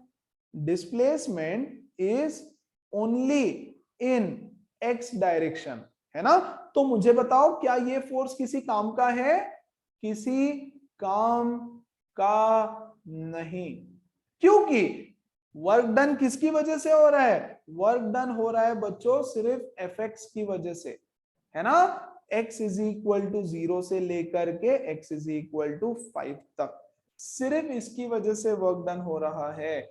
y की वजह से तो कोई वर्क डन है ही नहीं. फोर्स है y डायरेक्शन में, है ना बच्चों. फोर्स ऐसे लगाया मैंने, किसी कोई ऑब्जेक्ट है, ट्रॉली है, इस पे मैंने ऐसे फोर्स लगाया, राइट. देखो x की डायरेक्शन में भी है, y की डायरेक्शन में भी है, लेकिन पूरा के पूरा डिस्प्लेसमेंट इधर है. तो y वाला फोर्स वर्क डन करेगा क्या? नहीं करेगा. सिर्फ x वाला फोर्स वर्क डन करेगा. वही हमने कंसीडर कर लिया. और अगर जब मैं इसको सॉल्व करूंगा तो डाल दो fx की वैल्यू क्या है? fx कितना है? 4x, है ना. 4x dx 0 से लेकर के 5 तक. 4 बाहर आ जाएगा, बचेगा x dx, है ना. कहां से कहां तक? 0 से 5 तक. 4 इंटू x dx का इंटीग्रेशन होता है x स्क्वायर बाई 2. कहां से कहां तक? 0 से 5 तक. 2 बाहर ले लो, ये आ जाएगा 4 डिवाइडेड बाई 2 x स्क्वायर 0 से लेकर के 5 तक. तो 2 इंटू x के बदले अपर लिमिट 5 का स्क्वायर माइनस लोअर लिमिट 0 का स्क्वायर. तो बच्चों यहां से क्या मिल रहा है? 25 इंटू 2 50 जूल्स. 50. सब बच्चों को समझ में आया क्या किया? पक्का 100%? Yes yes sir X D I x क्या है? क्या क्या x? हाँ एक्स डी आई एक्स नहीं समझा बस। x दिया है, नहीं समझा? One second please repeat your question. नहीं sir X D I X displacement only in X D I X. हाँ देखो ना, it moves in the x direction. अभी तो मैंने बताया एग्जांपल से, एक ट्रॉली है बच्चा, इसके ऊपर फोर्स लग रहा है 2 डायमेंशन में, देखो ऐसे भी मूव होगा और ऐसे भी मूव होना चाहिए, करेक्ट? यस, लेकिन वो बोल रहा है कि it is moving only in x direction. ये ट्रॉली सिर्फ आगे जाती है। अब जब ट्रॉली को खींचते हो तो ट्रॉली ऊपर जाती है क्या? नहीं, है ना? तो वर्क डन कौन करेगा? सिर्फ फोर्स का x कंपोनेंट वर्क डन करेगा, तो y कंपोनेंट तो किसी काम का नहीं है। बोलो, बात समझ में आई? Yes sir. Very good. आ जाओ एक और देखो। Force is equal to 0.5x plus 10x on a particle, ठीक है? F is in newton, x is in metre, ठीक है? बोल रहा है calculate the work done by the force during the displacement from x is equal to 0 से 2। क्या ये एग्जैक्टली सेम सवाल है? बिल्कुल। Work done is equal to force into displacement. Very good. डाल दो f की वैल्यू 0.5x plus 10 dx, 0 से dx 0 से लेकर के 2 मीटर तक। x कहां से कहां चेंज हो रहा है? 0 से लेकर के 2 मीटर तक चेंज हो रहा है। क्लियर है सबको? पक्का पक्का 100% एवरीबॉडी? परफेक्ट। तो इसको कैसे Yes, सॉल्व sir. करेंगे? इसको हम लिखेंगे 0 से 2 0.5x dx, इसको इससे मल्टीप्लाई किया, इसको इससे मल्टीप्लाई करेंगे, प्लस 10 dx, कहां से कहां तक? 0 से लेकर के 2 तक। सिंपल। ओके, 0.5 तो कांस्टेंट है, बाहर ले लूं क्या? तो ये हो जाएगा 0.5। इंटीग्रेशन ऑफ x dx हो जाता है x स्क्वायर बाय 2, 0 से लेकर के 2 तक, है ना? प्लस 10 इंटीग्रेशन ऑफ dx हो जाता है x, 0 से लेकर के 2 तक। तो बच्चों इसको मैं हाफ लिख देता हूं, 0.5 को मैंने हाफ लिख दिया। अंदर क्या हो जाएगा? अपर लिमिट डालेंगे पहले x के बदले, तो ये हो जाएगा 2 का square divided by 2, minus lower limit 0 का स्क्वायर डिवाइडेड बाय 2, प्लस ये 10 एज इट इज, x के बदले अपर लिमिट डालेंगे 2 माइनस लोअर लिमिट 0, खत्म। तो ये हो जाएगा हाफ इंटू, यस ये 2 गया और 2 प्लस 10 इंटू 2, ये गया 20 प्लस 1, 21 जूल्स आ रहा है क्या? 21 जूल्स। एकदम सिंपल। अच्छा आ जाओ और थोड़ा चेंज करते हैं क्वेश्चन को, थोड़ा सा प्लीज ध्यान दो। वेरिएशंस देखते जाओ तो समझ में आएगा। Force is a function of time. ये क्या आ गया? Force is equal to 2t square. बच्चों फोर्स टाइम पे डिपेंड कर रहा है, एक्स पे नहीं। Applied on a 2 kg block, ठीक है? 2 kg ब्लॉक पे फोर्स अप्लाई किया। Find out the work done by this force in 2 seconds। Initially time is 0, block is at rest. Simple है ना? एक ब्लॉक है, ठीक है, इसके ऊपर मैंने एक फोर्स लगाया, F is equal to 2t square. इसका क्या मतलब है? जब टाइम 0 है तो फोर्स भी 0 था, जब टाइम 1 हो गया तो फोर्स 2 न्यूटन हो गया, जब टाइम 3 हो गया तो फोर्स कितना हो गया? 3 का स्क्वायर 9, है ना? 9 2 जा 18 newton, and so on so forth बच्चों, and so on so forth. Very good. Continuously force लग रहा है ना?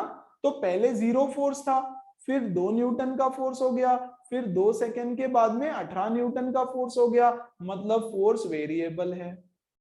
Yes, but now it is a function of time, time पे डिपेंड कर रहा है। पहले क्वेश्चन में क्या था? Force was a function of displacement, है ना? फोर्स डिस्प्लेसमेंट, डिस्टेंस ट्रेवल पे डिपेंड कर रहा था। जितना ज्यादा डिस्टेंस ट्रेवल करोगे उतना फोर्स बढ़ता जाएगा, घटता जाएगा, व्हाटएवर। यहाँ पे जैसे जैसे टाइम बढ़ रहा है, अरे जैसे जैसे टाइम बढ़ रहा है फोर्स आपका बढ़ते जा रहा है। Very good. अब आपको फाइंड करना है work done. Work done by this force after 2 seconds, after 2 seconds। Very good. क्या करें? हमारे पास वर्क का फॉर्मूला तो है F into displacement, F dot dx। तो मुझे dx नहीं पता, डिस्प्लेसमेंट नहीं पता, क्या करे क्या करे क्या करे। मुझे टाइम पता है, क्या करे क्या करे क्या करे, एनीबडी, है ना। So initially displacement is time equal is to equal speed to into 0। time. देखो कुछ चीजें और बता देता हूं जो गिवन है, प्लीज ध्यान दो। इनिशियली टाइम 0 है और इसका इनिशियल वेलोसिटी भी 0 है। जैसे जैसे आगे जाएगा उसका स्पीड शायद चेंज होते जाएगा। यस, ओके, क्या करे क्या करे क्या करे, So S anybody. is equal to ut plus half at square, like initially. अच्छा, वो बोल रही है sir s is equal to u t plus half a t square. Okay, ये इससे क्या मिलेगा मैडम, आप ही बताओ। Let's say like चलो मैं बता रहा हूं कैसे सॉल्व करना है, ध्यान दो अच्छे से, है ना, ध्यान दो। सबसे पहले हमको क्या चाहिए, हमको डिस्प्लेसमेंट चाहिए, हमको चाहिए डिस्प्लेसमेंट। ओके, कैसे मिलेगा डिस्प्लेसमेंट, मिलेगा ऐसे। फोर्स क्या है, force is equal to ma, force is equal to ma which is nothing but 2t square, है ना। मास कितना है उसका 2 kg, so 2a is equal to 2t square, 2a is equal to 2t square, 2 से 2 कटा, acceleration is equal to t square, acceleration is equal to t square. क्या सबको यहां तक समझ में आया, everybody? yes. Yes, very good. Yes, sir. मैं एक्सीलरेशन को लिख सकता हूं dv बाई dt, एब्सोल्युटली। कैसे मुझे नहीं पता भाई, लिख सकते हैं। क्या मैं लिख सकता हूं dv is equal to t square dt? हाँ मैं लिख सकता हूं। क्या मैं दोनों साइड में इंटीग्रेट कर सकता हूं? हाँ मैं कर सकता हूं। इससे मुझे मिलेगा इंटीग्रेशन ऑफ dv तो v होता है, integration of T square dt होता है t क्यूब बाई 3। क्या मुझे वेलोसिटी मिल गया? हा, यस, वेलोसिटी मिल गया। Velocity is equal to t cube by 3, मतलब वेलोसिटी हमने टाइम के टर्म्स में निकाल लिया। क्या करे यार, अब क्या करे, अब क्या करे, अब क्या करे? So Yes. distance is equal to velocity into time. Yes, this is nothing but dx by dt, this is nothing but dx by dt, velocity is displacement upon time। Yes, derivative of displacement is velocity, is t cube by 3। very good, तो बच्चों dx is equal to t cube by 3 dt। हाँ, बहुत बढ़िया। Work done is equal to integration of f dx। Very good. f की value क्या है, f की value है 2t square multiplied by dx की वैल्यू क्या है t क्यूब बाई 3 dt। बहुत बढ़िया, 2/3 बाहर आ जाएगा, अंदर बचेगा t रेज टू 5 dt। क्या सबको समझ में आया? t raise to 5 dt, everybody clear? Very Yes, good. sir. तो यहाँ पे मुझे Yes. 2/3 t raise to 6 upon 6 by 6, 6. कहां से कहां तक बोल रहा है कि इन फर्स्ट 2 सेकेंड्स, 0 से लेकर के 0 to 0 से लेकर के 2 सेकेंड्स तक। बच्चों मुझे dx नहीं पता था तो मैं f डॉट dx नहीं कर सकता था, राइट। तो मुझे dx की वैल्यू निकाली।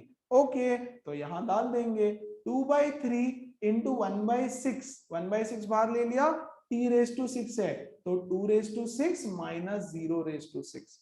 यहां से आप आंसर निकाल लेना, है ना। क्या आएगा यहाँ निकाले, क्या 2/3 इंटू 1/6 इंटू 2 रेज टू 6, 64। है ना, 64। ठीक है, जो भी आएगा उतना joules will be your answer. Variation देखो क्या क्या देंगे, यहाँ पे force as a function of time दे दिया आपको, है ना। तो उससे हमने पहले एक्सीलरेशन निकाला, एक्सीलरेशन से हमने वेलोसिटी निकाला, वेलोसिटी से हमने डिस्प्लेसमेंट निकाला, और डिस्प्लेसमेंट निकाल करके फिर वर्क डन हम कैलकुलेट कर सकते थे। Yes, this is another variation of question. और कुछ करे वेरिएशन, आ जाओ ध्यान दो। Force acting on a particle varies as x as shown in figure. Oh मैंने तो फिगर ही नहीं कॉपी किया। चलो मैं ट्राई करता हूं आपको एक फिगर बना के देने का, ठीक है। Force acting on particle varies x as shown in figure. Calculate the work done by the force as the particle moves from 0 to 6. Okay. बच्चों ये जो भी क्वेश्चन है ना, जो भी क्वेश्चन है, यस कुछ ऐसा क्वेश्चन रहेगा जो बहुत ही सिंपल है ना. x इज इक्वल टू 0 से लेकर के x इज इक्वल टू 6 तक, है ना. तो ये फोर्स, ये displacement, x is equal to 0 से लेकर के, मान लो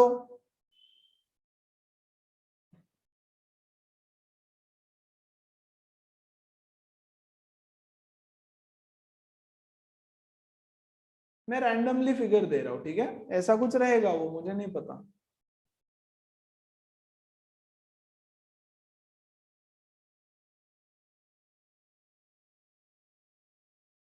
चलो बता सकते हैं कि हम लोग 0 से लेकर के 6 तक will be area of this trapezium.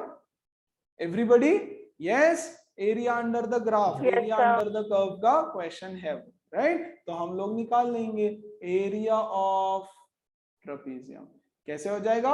Half into sum of parallel sides. बच्चों ये है कितनी? 2 plus 6 6. और ये है कितनी?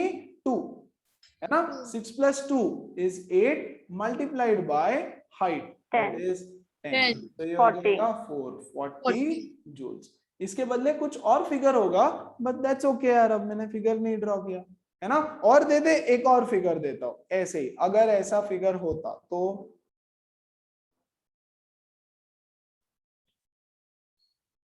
नहीं, कंप्लीट कर देते हैं इसको, उल्टा देता हूं.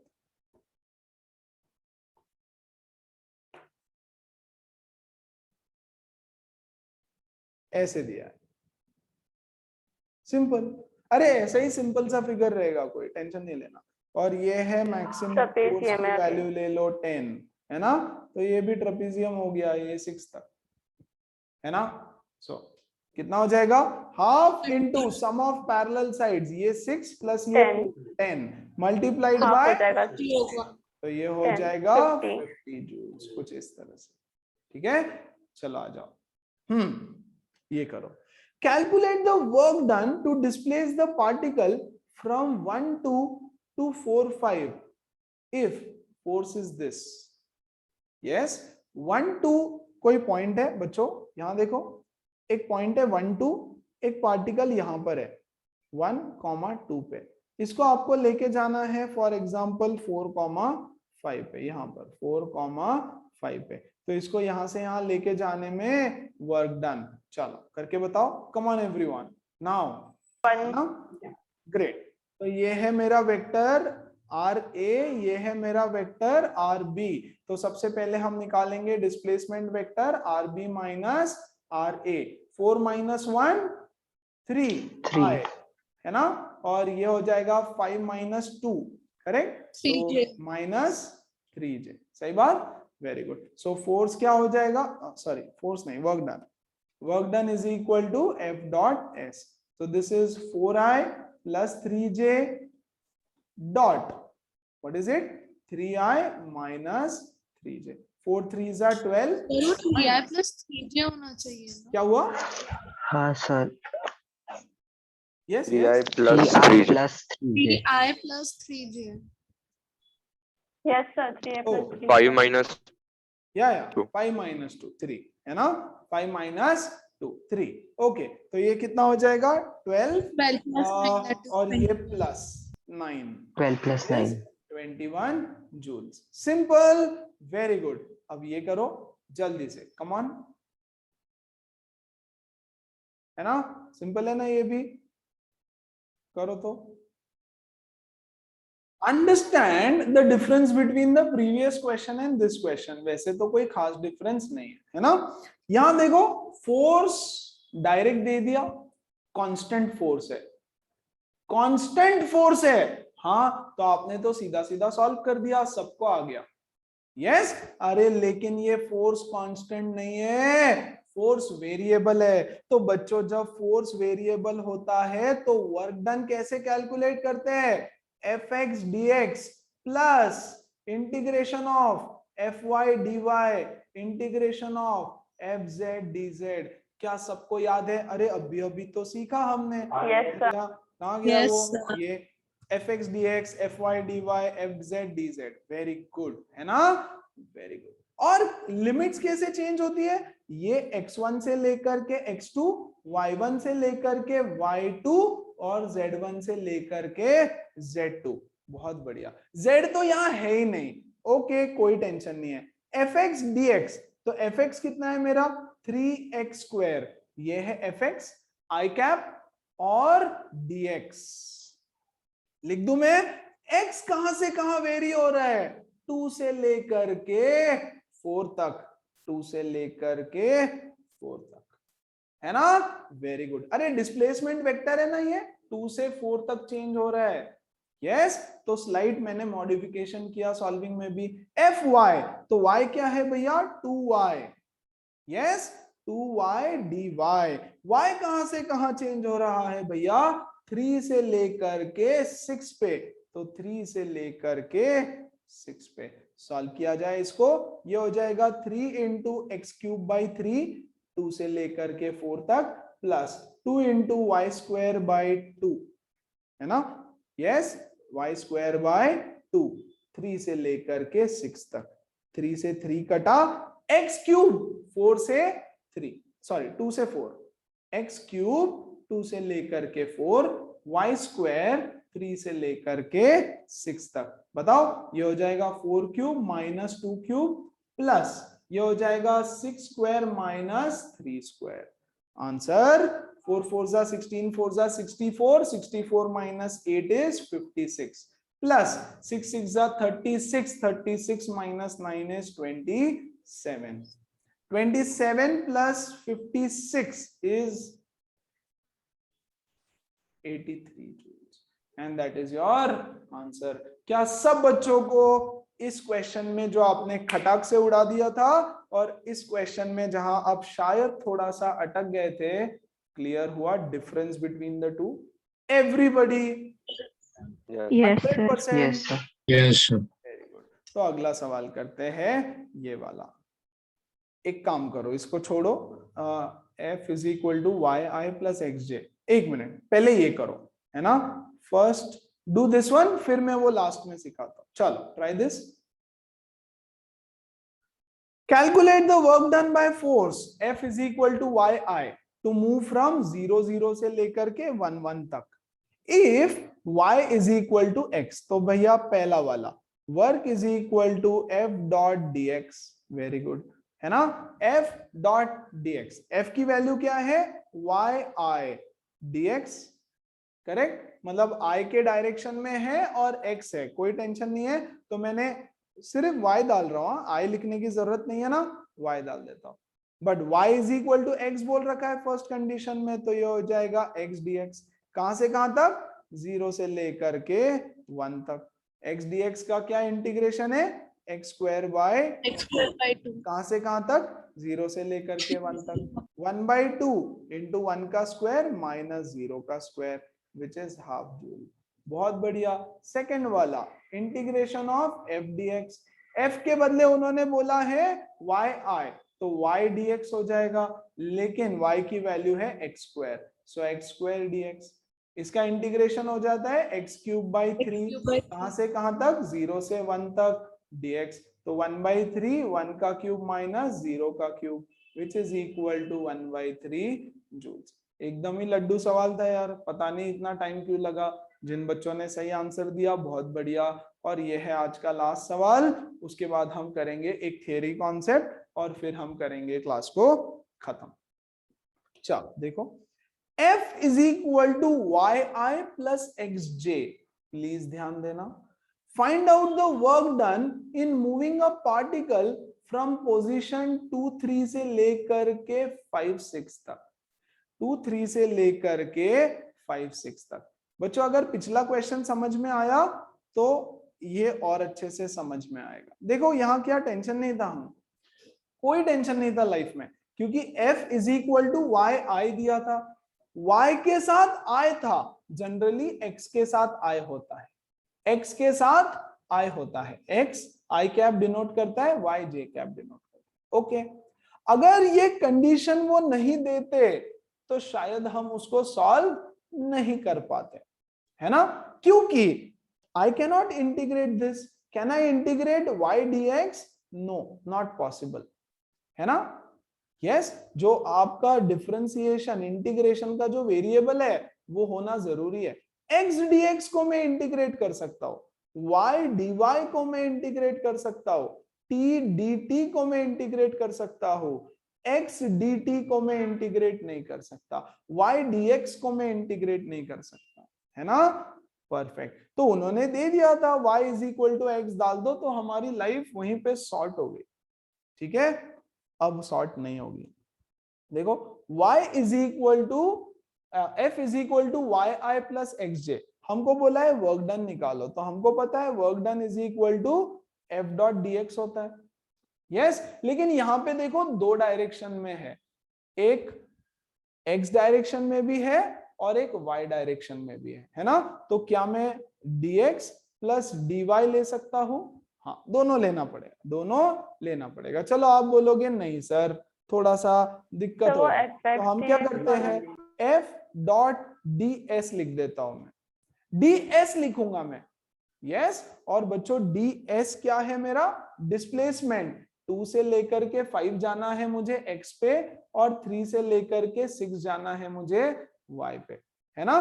तो क्या मैं डिस्प्लेसमेंट वेक्टर निकाल लूं यहाँ पे? फॉर एग्जाम्पल तो बच्चों ये हो जाएगा 2i प्लस 3j, है ना? नहीं सॉरी, डिस्प्लेसमेंट वेक्टर क्या हो जाएगा मेरा, कहां से कहां तक? 5i minus 2j, yes, minus 5i plus 2j, है ना? Minus 6i plus 3j. चलेगा क्या? तो 5 minus 6 is minus i minus j. इस तरह से मेरा डिस्प्लेसमेंट वेक्टर आ गया. ठीक है, लेकिन ऐसे भी नहीं कर सकते, मैं बताता हूं आपको, मैं बताता हूं. एक्चुअली ना ये क्वेश्चन का कॉन्सेप्ट आपको मतलब टू बी वेरी फ्रैंक समझ में भी नहीं आने वाला है, राइट? क्योंकि एक फॉर्मूला बताऊंगा, वो फॉर्मूला आप सीखोगे अगले साल कुछ. यस, पार्शियल डिफरेंशिएशन का इक्वेशन वगैरह वगैरह बनेगा, तो वो आप कुछ अगले साल सीखोगे. चलो यहां आ जाओ, इसको मैं डाल देता हूं. f की वैल्यू क्या है? yi plus x J into dot displacement. अब यार ये है छोटा डिस्प्लेसमेंट, है ना? आप बोलोगे माइनस आई माइनस जे डाल दो. ठीक है, वैसे तो मैं जो कर रहा हूं वो भी गलत है. ठीक है, एक्चुअल क्या करना पड़ेगा, चलो मैं आपको थोड़ा एक्चुअल बता देता हूँ, एक फॉर्मूला बता देता हूँ. उसका एसेंस आप अगले साल समझ जाओगे, ऑटोमेटिक समझ जाओगे, उसका लोड नहीं लेना. ठीक है, हम बोलेंगे कि यार एक छोटा सा वर्क डन है, छोटा सा वर्क डन dw कैसे कैलकुलेट होगा? f dot ds. वही किया मैंने, अभी जो किया था वही, है ना? अभी जो किया था बच्चों वही किया, है ना? Very good. f की वैल्यू क्या है? 2y नहीं, yi plus xj. This is the value of f dot ds. ds मुझे फिलहाल पता नहीं है, तो ds के बदले में dx i cap plus dy j cap लिख सकता हूं. ये सबसे आसान तरीका इसको बताने का. क्या सबको समझ में आया? डिस्प्लेसमेंट भी x और y दोनों डायरेक्शन में है, देखो ना, 2 से लेके 5, 3 से लेके 6, है ना? तो उसको सॉल्व करने से अच्छा मैंने dx और dy लिख दिया. सबको चलेगा? dx और dy. तो ये तो डॉट प्रोडक्ट बन गया, तो y into dx is y dx plus x into dy is x dy. Very good, ये हो गया dw, है ना? दोनों साइड इंटीग्रेट करेंगे क्या हम लोग, तो मुझे मिलेगा work done is equal to integration of y dx plus x dy, और ये सॉल्वेबल नहीं है. ठीक है यार, पहले जो किया था बच्चों वही किया मैंने. देखो f की वैल्यू yi प्लस xj डाल दी और इसको सॉल्व किया था माइनस i माइनस j, ऐसे कुछ किया. करेक्ट? इसको सॉल्व करने के बदले हमने सीधा dx और dy लिख दिया, क्योंकि अब ये सॉल्व होगा, है ना? अब लेकिन यहां पे ये सॉल्व नहीं हो सकता. ठीक है, अब मैं एक फॉर्मूला लिख रहा हूं. y dx plus x dy is partial differentiable form of dxy. Sir देखो बच्चों, partial derivative of x y होता है यस वाई डीएक्स, होता है y dx plus x dy. ठीक है, कैसे पता चलेगा अगले साल सीखेंगे, अभी के लिए ऐसे ही नोट कर लो। y dx plus x d y होता है dxy, dxy। क्या मैं यहां पर सिंप्लिसिटी के लिए dk बोल सकता हूं, where k is equal to x y. Please ध्यान दे दो, जितना समझे बहुत अच्छा है ना, where k is equal to x y. तो dk का इंटीग्रेशन क्या हो जाएगा, dk का इंटीग्रेशन हो जाएगा k, dk का इंटीग्रेशन हो जाएगा बच्चों k। तो मैं यहां लिख देता हूं k। अब मुझे पॉइंट्स भी तो चेंज करना है, कौन कौन कहां से कहां जा रहा है देखो जरा। जब मैं ऐसे लिख रहा हूं तो x इज ट्रेवलिंग फ्रॉम 2 से लेकर के 5 तक and y is travelling from 3 से लेकर के 6 तक। यस, 3 से लेकर के 6 तक। Very good. तो बच्चों यहां पर जो हमारा k है वो उसमें क्या चेंज हो जाएगा, यस प्लीज ध्यान दो, क्या है हमारा k is x into y, k is x into Y.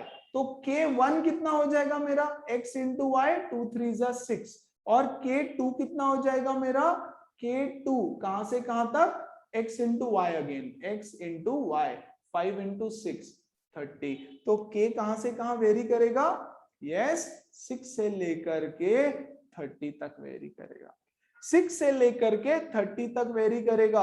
और ये अपर लिमिट माइनस लोअर लिमिट अगर आप निकालोगे तो हो जाएगा 30 माइनस 6 24 जूल्स। मुझे पता है हल्का फुल्का डाउट रहेगा, फिर भी मैं बताता हूं आपको, ये रट के रखना है काइंड ऑफ। वैसे तो अभी तक हमने कहीं यूज नहीं किया, क्या और काम में आएगा, हार्डली कहीं कहीं काम में आएगा, कुछ बहुत अलग लेवल के क्वेश्चंस में, अदरवाइज नहीं।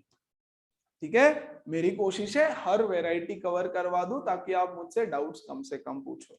ठीक है, चलो dw is equal to f dot d s, sir हमको ये पता है, ओके। एफ की वैल्यू दे दी, हाँ सर पता है। ds is the displacement vector, मतलब उसमें x कंपोनेंट रहेगा, y कंपोनेंट रहेगा। छोटा सा ds है तो मैंने छोटा सा dx प्लस छोटा सा dy ले लिया, परफेक्ट। सर डॉट प्रोडक्ट है तो कर दो, y dx plus x dy। अब एक चीज सिर्फ मैं बोल रहा हूं, जो जादू है आपके लिए वो है y dx plus x dy क्या होता है। y dx plus x dy is the partial differential form of dxy, okay ठीक है, dxy। मैंने बोला xy को आप k मान लो, xy को k मान लो। x कहां से कहां जा रहा है, 2 से 5 तक, y जा रहा है 3 से 6 तक। तो k कहां से कहां जाएगा बच्चों, 2 3 जा 6 से लेकर के 5 6 जा 30 तक। k क्या है, x इंटू वाई। तो जब x 2 होगा y 5 होगा, जब x 3 होगा y 6 होगा, है ना। तो ओके, तो ऐसे सॉल्व करके मुझे मिला मेरा आंसर। ढेर सारे टाइप के फोर्सेस पढ़े हमने, yes, friction force, normal force, spring force, tension force, अमका फोर्स, ढमका फोर्स, बहुत सारे फोर्सेस। अब 2 टाइप के फोर्सेस और पढ़ लेते हैं। यस, एक है कंजर्वेटिव फोर्सेस, एक होता है non conservative forces. Conservative force and दूसरा है बच्चों नॉन कंजर्वेटिव फोर्स। हैंडराइटिंग गंदी मेरी है, आप अच्छे से notes banana. What do you mean by conservative forces, what do you mean by non conservative forces, है ना। बचपन में तुमने मुझसे भी ये एग्जांपल सुना रहेगा, ठीक है। पापा सुबह बेड से उठते हैं, ओके, फिर ऑफिस जाते हैं, तैयार होते हैं, ऑफिस जाते हैं, घूमते हैं, फिरते हैं, व्हाटएवर, किसी से व्हाटएवर जो भी सब रहता है, यस, घूम फिर के थक वक के घर पे आते हैं वापस, और रात में वापस बेड पे सो जाते हैं। अगले दिन सुबह तुमको बोलते हैं क्या कि तुम्हारे लिए मैं इतना काम करता हूं, तुम बोलते हो अच्छा। इनिशियल पोजीशन सुबह ये थी, फाइनल पोजीशन रात में ये थी, डिस्प्लेसमेंट 0, वर्क डन 0, क्या काम किया बे, यस तो भूल के देख लेना। अब ऐसे कैसे हुआ कि यार अरे ऐसा है, अरे तो गलत बात है ना, डिस्प्लेसमेंट पे डिपेंड कर रहा है वर्क डन, तो डिस्प्लेसमेंट तो ऐसा हो गया, डिस्प्लेसमेंट तो बहुत बड़ा हो गया। तुम बेचारे सुबह उठे थके हारे, ये होमवर्क कर, वो होमवर्क कर, ये नहीं वो नहीं, इतना सब करके पता चला यार कुछ काम ही नहीं किया, है ना। परफेक्ट। तो इसीलिए दो टाइप के फोर्सेस हमने डिफाइन किए, एक ऐसा फोर्स जो पाथ पे डिपेंड करे, एक ऐसा फोर्स जो मतलब एक ऐसा वर्क डन जो पाथ पे डिपेंड करे, एक ऐसा वर्क डन जो पाथ पे डिपेंड ना करे, एक ऐसा वर्क डन जिसमें cumulative path overall work done 0 हो जाए, दूसरे में ओवरऑल वर्क डन 0 ना हो। ओके, नहीं समझ में आया, कोई टेंशन नहीं, इसका रेफरेंस लेके फिर से थोड़ा सा बताऊंगा। देखो मैं कुछ पॉइंट्स लिख रहा हूं और लिखते लिखते ना मैं वो चीज मतलब समझा भी दूंगा। ओके, कंजर्वेटिव फोर्सेस वो फोर्सेस होते हैं जिसमें work done yes does not depend on path, है ना, does not depend on path traveled, whereas non conservative forces वो होते हैं जिसमें work done depends on path traveled। अच्छा एग्जांपल से समझाऊंगा, टेंशन मत लो। Second, work done in round trip, sorry, work done in round trip is 0। Round trip का वर्क डन 0 है, और बच्चों इसमें work done bye round trip is not 0। ऐसे कैसे? राउंड ट्रिप का work done depends on path, does not depend on path, वगैरह वगैरह वगैरह, इन सब चीजों को थोड़ा सा समझो, ठीक है, यहां ध्यान देना। First, work done depends on path, ठीक है, इसका मैं कुछ एग्जांपल यहां समझा रहा हूं दोनों चीज समझने के लिए। ओके, चलो, ये है एक ऑब्जेक्ट, इसको मैं यहां से उठा करके यहां पे रख देता हूं, इसको मैं यहां से पाथ 1, पाथ 2 और बच्चों ये रही मेरी पाथ नंबर 3, 3 पाथ से उठा करके मैंने उसको यहां रख दिया। उसको कोई फर्क नहीं पड़ता कि तुम path 1 low, 2 low, 3 low, work done depends on displacement, same है वो, है ना। यहां से जाओ तो भी सेम काम किया, भाई तेरी गलती, घूम फिर के गया, यस, तुझे चुनता उधर से जाने का, तू गया, खत्म, यस, मैं तो शॉर्टेस्ट पाथ लूंगा और वो कंसीडर करूंगा। अब यहां से जाओ, कोई फर्क नहीं पड़ता, कोई फर्क नहीं पड़ता, ठीक है। दूसरे पॉइंट का एग्जांपल समझाने के लिए, ये ऑब्जेक्ट है, वेरी गुड, ये ऑब्जेक्ट को मैं यहां पर लेकर के गया, है ना, डिस्प्लेसमेंट कितना हुआ? डिस्प्लेसमेंट हुआ 2 मीटर, ठीक है। मान लो मुझे फोर्स लगता है 10 न्यूटन का, तो वर्क डन कितना हो गया? वर्क डन हो गया 20 जूल, ठीक है। फिर यहां से दोबारा मैं यहां पे आ गया, तो पूरी राउंड ट्रिप में डिस्प्लेसमेंट कितना हो गया?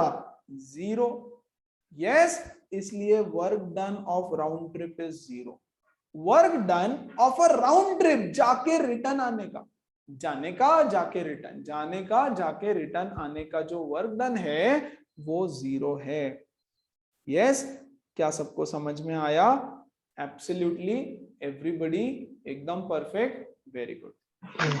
दूसरा क्या बोलता है? Work done depends on the path travelled, work done does depend on the path travelled, very good, ठीक है। अब देखो मैंने क्या बोला था, इस ऑब्जेक्ट को मैंने उठा के इधर रखा, इसको उठा के रखा। अब दूसरा एग्जांपल में यहां फर्स्ट पॉइंट एक्सप्लेन कर रहा हूं, ये है मेरा पाथ जिसपे है ढेर सारा फ्रिक्शन, यस, इस बॉक्स को घसीटते घसीटते मैं यहां पर लेकर के गया, तो वर्क डन बाय फ्रिक्शन कुछ तो होगा, ठीक है। मेरा वर्क डन नहीं बोल रहा, अब मैं फ्रिक्शन का वर्क डन बोल रहा हूं। दूसरा रास्ता है बच्चों ये, है ना, इस रास्ते पे फ्रिक्शन कुछ तो होगा, मुझे नहीं पता, ज्यादा होगा कम होगा, कुछ तो हो सकता है। और अगर मैं ऑब्जेक्ट को यहां से घसीटते घसीटते लेकर के जाऊं तो work done by friction, yes, कुछ और होगा, कुछ और होगा। बोलो बात समझ में आई? वर्क डन सेम रहेगा क्या? ये पाथ लो वो पाथ लो, work done by friction is different. तो friction is a non conservative force, ठीक है, क्योंकि पाथ मैटर करता है, पाथ का म्यू मैटर करता है, सब कुछ मैटर करता है। सो एग्जांपल नॉन कंजर्वेटिव का हो गया फ्रिक्शन, नॉन कंजर्वेटिव फोर्स होता है फ्रिक्शन, ठीक है। मैं आपके लिए ये डायग्राम ऐसे ही छोड़ता हूं। आ जाओ सेकंड पॉइंट समझते हैं। Work done bye a round trip is not zero. अच्छा ठीक है, ये आया ऑब्जेक्ट, यहां गया, पहले आगे गया, आगे गया ऑब्जेक्ट, वेरी गुड। फ्रिक्शन इधर की तरफ एक्ट हो रहा था, ठीक है, फ्रिक्शन पीछे की तरफ एक्ट हो रहा था, ये आया इधर ऐसे ऐसे ऐसे ऐसे, ठीक है, और राउंड ट्रिप करके इधर से आया। ओके प्लीज ध्यान दो। अच्छा चलो ऊपर वाला ही डायग्राम लेते हैं ना, जाते वक्त एक रास्ता, आते वक्त दूसरा रास्ता। किसी भी रास्ते से आओ, डिस्प्लेसमेंट यहाँ पे किस पे रखा है, सब कुछ डिस्प्लेसमेंट जीरो है ना, खत्म, है ना। अब देखो यहां से मान लो मैं सीधा सीधा यहाँ पे चला गया, तो मेरा फ्रिक्शन हो गया कितना, -20 जूल फॉर एग्जांपल। अब रिटर्न आते वक्त बच्चों मैं यहां से इधर आया, तो आते आते पाथ चेंज हो गया, इस पे ना ज्यादा फ्रिक्शन था, फ्रिक्शन ज्यादा था, सो वर्क फ्रिक्शन नहीं हुआ 20 joule, work done by friction हो गया 20 जूल। अब इधर ज्यादा फ्रिक्शन था, सो वर्क डन बाय फ्रिक्शन कितना हो गया, वर्क डन बाय फ्रिक्शन हो गया -50 जूल, है ना। तो बच्चों नेट वर्क डन कितना हो गया, नेट वर्क डन हो गया -20 -50, correct. So net work done is definitely not zero. Net work done round trip, यहां पर भी राउंड ट्रिप हुआ ना, राउंड ट्रिप हुआ है, लेकिन नेट वर्क डन जीरो नहीं है ना। व्हाट डिड वी डू, पहले यहां से यहां जाते वक्त हमने यहां रुक गए हम लोग, वर्क डन कैलकुलेट कर लिया हमने, -20 आया, ठीक है। अब इधर आ जाओ, इस पाथ का अलग से हमने वर्क डन कैलकुलेट कर लिया, फ्रिक्शन ज्यादा था, फ्रिक्शन ज्यादा था, डिस्प्लेसमेंट उतना ही था, यस डिस्प्लेसमेंट ये है ना, दिस इज द डिस्प्लेसमेंट, लेकिन मैंने बोला फ्रिक्शन ज्यादा है, फ्रिक्शन ज्यादा होने की वजह से फोर्स ऑफ फ्रिक्शन ज्यादा हो गया, फोर्स ऑफ फ्रिक्शन ज्यादा हो गया तो वर्क डन ज्यादा हो गया, वर्क डन हो गया -50 joule, net work done zero नहीं है। आगे कुछ पॉइंट्स और, point number 3, difference between conservative and non conservative forces. पहला मतलब third, conservative forces are central forces, central in nature. इसका क्या मतलब हुआ, ग्रेविटेशनल फोर्स, चलो पहले एग्जांपल दे दूं क्या आपको इसके, ग्रेविटेशनल फोर्स, इलेक्ट्रोस्टैटिक फोर्स, ये सब सेंट्रल फोर्सेस है। अगले चैप्टर में आप ग्रेविटेशन पढ़ेंगे तो समझ में आएगा। ये है एक ऑब्जेक्ट, ये है दूसरा ऑब्जेक्ट, ये है इसका सेंटर ऑफ मास, ये है इसका centre of mass, centre of mass join कर रहा हूं मैं, इस लाइन के अलोंग ये फोर्सेस एक्ट करते हैं हमेशा। The force acts on the line joining the centre of the two bodies, yes, ऐसे फोर्सेस होते हैं कंजर्वेटिव फोर्सेस, यस। और बच्चों कंजर्वेटिव फोर्सेस के लिए सिर्फ पोटेंशियल एनर्जी डिफाइंड होती है, potential energy is defined only and only for conservative forces, conservative forces. Friction का पोटेंशियल एनर्जी कभी कोई नहीं पूछेगा, ना ही आप कभी पढ़ने वाले हो, क्योंकि फ्रिक्शन का पोटेंशियल एनर्जी तो होता ही नहीं है। पोटेंशियल एनर्जी सिर्फ कॉन्जर्वेटिव फोर्सेस का होता है, पोटेंशियल एनर्जी फ्रिक्शन का नहीं रहता है ना। ये जो फोर्सेस है ना बच्चों, ये डिपेंड करते हैं वेलोसिटी पे, they depend on velocity, they depend on acceleration और रिटार्डेशन, ठीक है। ये फोर्सेस वेलोसिटी, एक्सीलरेशन, रिटार्डेशन, इन सब चीजों पे डिपेंड करते हैं ना। Forces are dependent on velocity, acceleration and everything everything. बोलो बात समझ में आई everybody? Yes Yes, Yes, sir. yes, sir. और नेक्स्ट पॉइंट अगर मैं लिखूं, एग्जांपल हमने यहां लिखे, तो friction is one of the frictional force. आपके सिलेबस में एक ही फोर्स मेजरली आएगा, frictional, which is conservative, which is non conservative, which is non conservative. अच्छा, पोटेंशियल एनर्जी का concept is not applicable on non conservative forces. Non conservative forces पे applicable नहीं है। अगर एप्लीकेबल ही नहीं है बच्चों, तो मतलब कंजर्वेशन ऑफ एनर्जी पढ़ने वाले हैं हम, वो भी एप्लीकेबल नहीं होगा, है ना। यस, इसमें देखो एक चीज आपको पढ़ने मिलेगी हर जगह कि the work done is completely recoverable, है ना। The work done is completely recoverable. मतलब क्या, आप concept of conservation of energy इस पे अप्लाई कर सकते हो। You can apply the concept of conservation of energy. यहां पर you cannot recover the work, इसका क्या मतलब है, यहां पर इन फोर्सेस में there will be lots of loss of energy हो जाएगा इसमें। और अगर लॉस ऑफ एनर्जी हो जाएगा तो कंजर्वेशन ऑफ एनर्जी का प्रिंसिपल एप्लीकेबल नहीं रहेगा। तो इसमें बेसिकली क्या बोलते हैं, cannot recover the work done is not completely recoverable. बच्चों कंप्लीटली रिकवरेबल का क्या मीनिंग है, हमने पढ़ा है, देखो सिंपल सी बात है। मेरे पास मान लो ये पेन है, ये पेन यहां रखा है, इस पेन को उठा करके मैंने ऊपर रख दिया, वेरी गुड। तो मेरी एनर्जी लग गई उसमें, 5 जूल की एनर्जी लगी मान लो मेरी। वो एनर्जी कहां गई, वो एनर्जी इस पेन की पोटेंशियल एनर्जी बनके उसमें स्टोर हो गई। यस, तो my work done is completely recoverable. मतलब क्या, मेरा वर्क डन कहीं गया नहीं है, मेरा वर्क डन इस पेन में आकर के बैठ गया। The work I do is present somewhere, it is recoverable, है ना। किसी दूसरे ऑब्जेक्ट में वो वर्क डन एनर्जी बन के ट्रांसफर हो गया, सो the work done is recoverable.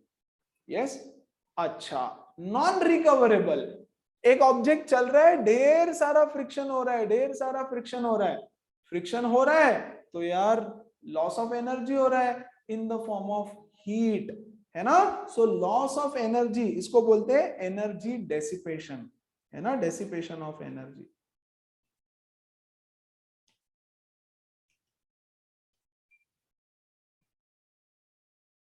Energy is dissipated,